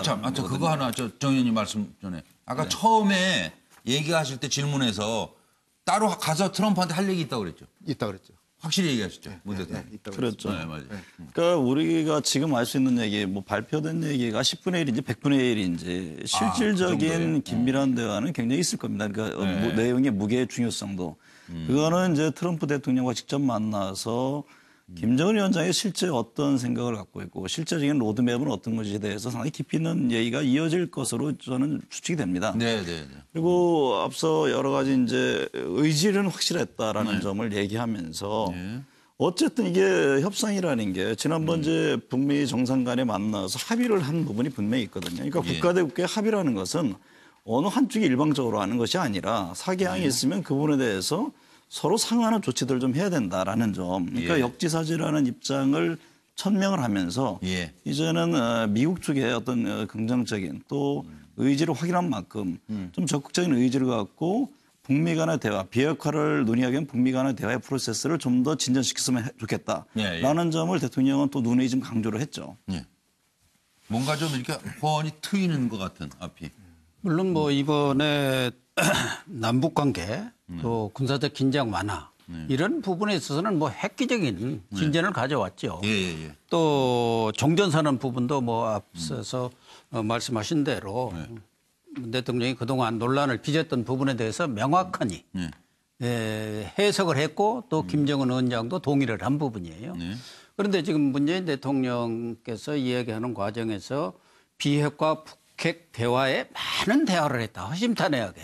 그러나 이 부분에 대해서는 트럼프 대통령을 만나서 얘기했다. 그런데 미국에서 지금 가장 그 강경파들이 거부 반응을 보이고 있는 부분은 미래 핵 문제가 아니라 지금 보유한 현재 핵 문제에 대해서 거기에 대해서 핵 물질 그것에 대해서 신고를 말하자면 내놔라 신고서를 리스트 내놔라는 것이고 언제까지 폐기할지 이 부분에 대해서 스케줄 로드맵을 내놓으라. 이 부분이 전혀 지금 정상회담에도 없고 정상회담 합의문에도 없다는 내용 아닙니까? 이 부분에 대해서 제가 볼 때는 김정은과 문 대통령 간에 상당히 속 깊은 얘기가 나왔지 않겠느냐. 그런 부분에 대해서는 문 대통령이 미리 이야기하면 트럼프가 얻어야 할 뭐 성과가 없죠. 지금 중간 선거 앞두고 트럼프가 골을 넣어야 하는데 얼마 전에 박지원 의원이 정의용 실장이 대충 메모해가지고 트럼프한테 연락을 하니까 트럼프가 엄청난 진전이 있었다. 아주 흥분된다 어쨌든 그러지. 그런 부분에 대해서 상당한 뭔가 깊은 얘기가 있었지 않겠냐. 그 부분은 트럼프 공으로 지금 넘길 것으로 예상이 되는데 그 부분이 어느 정도 정말 우리 국민들도 기대를 할 정도 성과가 있을지 그건 좀 지켜봐야 할 문제 아닌가 그런 생각이 듭니다. 정인환 교수님. 그 기자들 질문 중에서도 가장 이제 반복됐던 질문이 그 영변 핵 폐기와 관련된 이른바 상응 조치거든요. 미국의 상응 조치가 뭐냐? 뭘 원하는 거냐? 뭘 원하는 거냐? 이걸 묻지만 사실 대통령이 지금 답을 할 수 없는 상황이란 말이에요. 저는 그게 무슨 얘기냐면 저는 이번에 9.19 뭐 9.18이죠. 평양 정상회담이 4.27 판문점 회담이라든가 6.12 뭐 싱가포르 회담에 비하면 훨씬 진일보한 건 사실입니다. 비핵화 관련돼서 좀 구체적인 얘기가 나왔고 또 우리가 그토록 얘기했던 김정은 위원장의 어떤 육성을 통해서 비핵화 의지를 확인했다는 측면에서는 대단히 진일보한 회담인 건 분명 하나. 단지 좀 안타깝고 아쉬웠던 부분은 이른바 영변 핵 폐기와 관련된 조건부란 말이에요. 조건부. 자, 그러나 여러 가지 그 바로 이 회담이 진행되는 와중에 트럼프 대통령이 이른바 트위터를 통해서 very excited이라는 표현을 썼어요. 그리고 폼페이오 국무장관도 역시 2차 북미 정상회담을 준비할 협상에 바로 착수하겠다. 이런 얘기가 나온 것을 감안해 본다면 저는 미국이 거부할 수 없는 매력적인 카드를 저는 준비하고 있을 가능성이 높다. 그것이 뭐겠냐? 뭐 이를테면 그것이 무슨 핵시설, 핵물질, 뭐랄까 그 핵무기 뭐 이런 것에 대한 리스트 제출이라든지 이것과 뭐 이를테면 종전선언 문제를 같이 어떻게 보면 막견하는 방식이 될지 우리가 여기서 예상하기는 좀 어렵습니다만 그런 부분에서 상당한 부분의 의견 접근이 이루어졌을 가능성을 지금 굉장히 시사하고 있다. 너무 앞서가는 얘기가 될 수 있겠습니다만 그런 어떤 가능성을 가지고 자, 그러면 이제 우리 정치권이라든가 우리가 어떤 뒷받침을 해줘야 되느냐. 과연 이번에 문재인 대통령이 평양에 가실 때도 마찬가지였습니다만 뭐 판문점 비전 동의안이라든지 각 당의 대표가 같이 한번 가서 초당적 어떤 그 협력 의지를 보여줬더라면 그런 아쉬움이 있지 않습니까? 그런 것처럼 지금 이것을 우리가 뭐 무장 해제했다더니 이런 어떤 비판보다는 지금 진행될 북미 정상회담이 성공적으로 이끌어질 수 있도록 정치권이 초당적으로 협력해주는 그런 분위기를 만드는 것도 대단히 중요하겠다 이런 생각입니다. 김종 교수님 가기 전에 한동안 우리 정화봉 교수님 조용하셨기 때문에. 예. 저도 이 종전선언에 대해서 잠시 말씀드리자면 종전선언이 아까 우리 문재인 대통령이 말씀하셨던 것과 저는 거의 동일하게 받아들였었는데 그동안 우리 국내 정치 과정에서 이게 굉장히 의미가 과장이 돼 버렸어요. 왜곡되는 부분도 그렇죠. 있었고. 이게 문재인 대통령께서 잘 설명하셨고 그래서 이 쉽게 아마도 남북 정상 판문점 회담 하실 때는 이게 쉽게 해결될 줄 알았는데 의외로 이게 난관이 돼버린 거죠. 그래서 아마 이 부분을 지금 명확하게 다시 한번 김정은 위원장하고 정리를 한 것 같고요. 그다음에 저는 이번 회담을 보면서 첫날 2시간 회담하고 둘째 날 1시간 했어요. 제가 보기에는 이번에 공식적으로 발표된 내용은 이미 가기 전에 다 조율이 됐다고 봅니다. 군사 합의 문제는 뭐 거의 다 조율이 그렇죠. 끝났다고 그런데 정작 가서 회담한 3시간 동안은 아마 그동안 얘기하지 못했던 거 가서 이제 트럼프를 만나서 문재인 대통령이 할 얘기 이런 부분에 집중해서 했을 것 같고요. 그래서 저희 합의문에 안 들어간 내용에 그렇죠. 대한 논의가 아마 상당히 깊이 있게 많은 시간 진행됐을 그랬을 거라고 생각을 합니다. 그래서 아마도 특히 이제 그 조건 얘기가 아까 나왔었는데요. 북한 입장에서 보면 현재 핵을 폐기한다고 하는 것은 마지막 단계거든요. 그러면 이제 완전 무장 해제를 하는 건데 미국이 체제를 보장해주지 않는 상황에서 현재 마지막 갖고 있는 것을 마지막 카드를 내려놓는다는 건 사실 있을 수 없는 거거든요. 그러니까 당연히 거기에 조건을 걸 수밖에 없는 거고요. 그리고 또 북한 입장에서는 그동안 견지해왔던 자주적인 입장 그리고 외세의 압력에 굴복하지 않는다라고 하는 인상 이것을 굉장히 또 강조한 부분이 거기에 보여졌다고 이렇게 생각을 합니다. 지금 시간이 많이 갔네요. 북미 간 앞으로 어떤 일이 벌어질지 그 중심으로 김종욱 교수가 좀 정리해 주십시오. 예, 저는 지금 새로운 실험이 벌어지고 있다는 생각이 들고요. 예. 과거는 말 대 말 행동 대 행동이라는 개념으로 스타트선에 서 있죠. 둘 다 뛰어야지만 같이 뛸 수 있는 상황이었는데 그래서 지금 이어나가는다는 느낌이 많이 듭니다. 그러니까 뭐냐면 동결, 신고, 사찰 검증, 폐기 문제인데 지금 신고 문제 앞에서 정전선언이랑 되게 서로 겹쳐 있었던 거죠. 근데 제가 볼 때는 이때 김정은 위원장이 소위 신고 이후인 사찰 검증 카드를 살짝 꺼낸 것 같아요. 그 사찰 카드가 영변에 한 400여 개에 되는 시설, 그다음에 동창리, ICBM 이 두 가지에 대한 부분에 대한 사찰권을 미리 가지고 와서 구두로 확약을 해주고 소위 신고와 종전선언이라고 하는 것들을 교환하는 카드를 만들어서 과거처럼 서로 스타트가 안 되는 게 아니라 한쪽이 좀 앞으로 엇나가는 계속 이렇게 박자를 맞춰서 나가는 방식의 실험들을 하고 있다는 생각이 들고요. 당연히 현재는 북한으로서 가지고 있을 수밖에 없는 거죠. 최종적인 마무리 단계에서 빼낼 수 있는 거기 때문에 적어도 미래 핵에 대해서 원천적으로 가능성이 없게 만들게 하겠다는 얘기를 직접 김정은 위원장 입에서 나오게 했다라고 하는 건 저는 상당한 진전이 있다는 생각이 들고요. 저는 그런 전제가 있다고 얘기한다면 현재 문제에 대한 해결은 오히려 어렵진 않은 것 같다. 왜냐하면 그거는 검증의 문제인 거고 검증할 수 있는 방법의 문제이기 때문에 그렇습니다. 네. 지금 한 3, 40초 정도 홍인익 박사 어떻게 전망하시는지 좀 듣겠습니다. 네, 지금 이제 결과는 미국은 회담하러 나오겠답니다. 유엔에 오는 리용호 외무상을 폼페오가 만나겠다고 했고 빈에서 IAEA가 있는 국제사찰단이 있는 IAEA가 있는 빈에서 미국의 대북정책 특별대표하고 비건하고 아마도 최선희하고 만남이 이루어질 것 같습니다. 그러니까 실무진과 장관급 회동 그리고 트럼프 대통령은 김정은을 다시 만날 용의를 표명했습니다. 그야말로 내주에 문재인 대통령이 가서 오늘 지금 얘기하신 김정은과 짐이라고 했던 얘기를 하면 종전선언을 금년 내로 할 수 있는 동력은 충분히 확보됐다. 낙관적으로 저는 생각합니다. 네, 이제 김종화 앵커가 MBN 뉴스팔 준비하고 있고 또 이어서 뉴스톱보도 준비하겠습니다. 오늘 긴 시간 수고들 많으셨습니다. 고맙습니다. 감사합니다.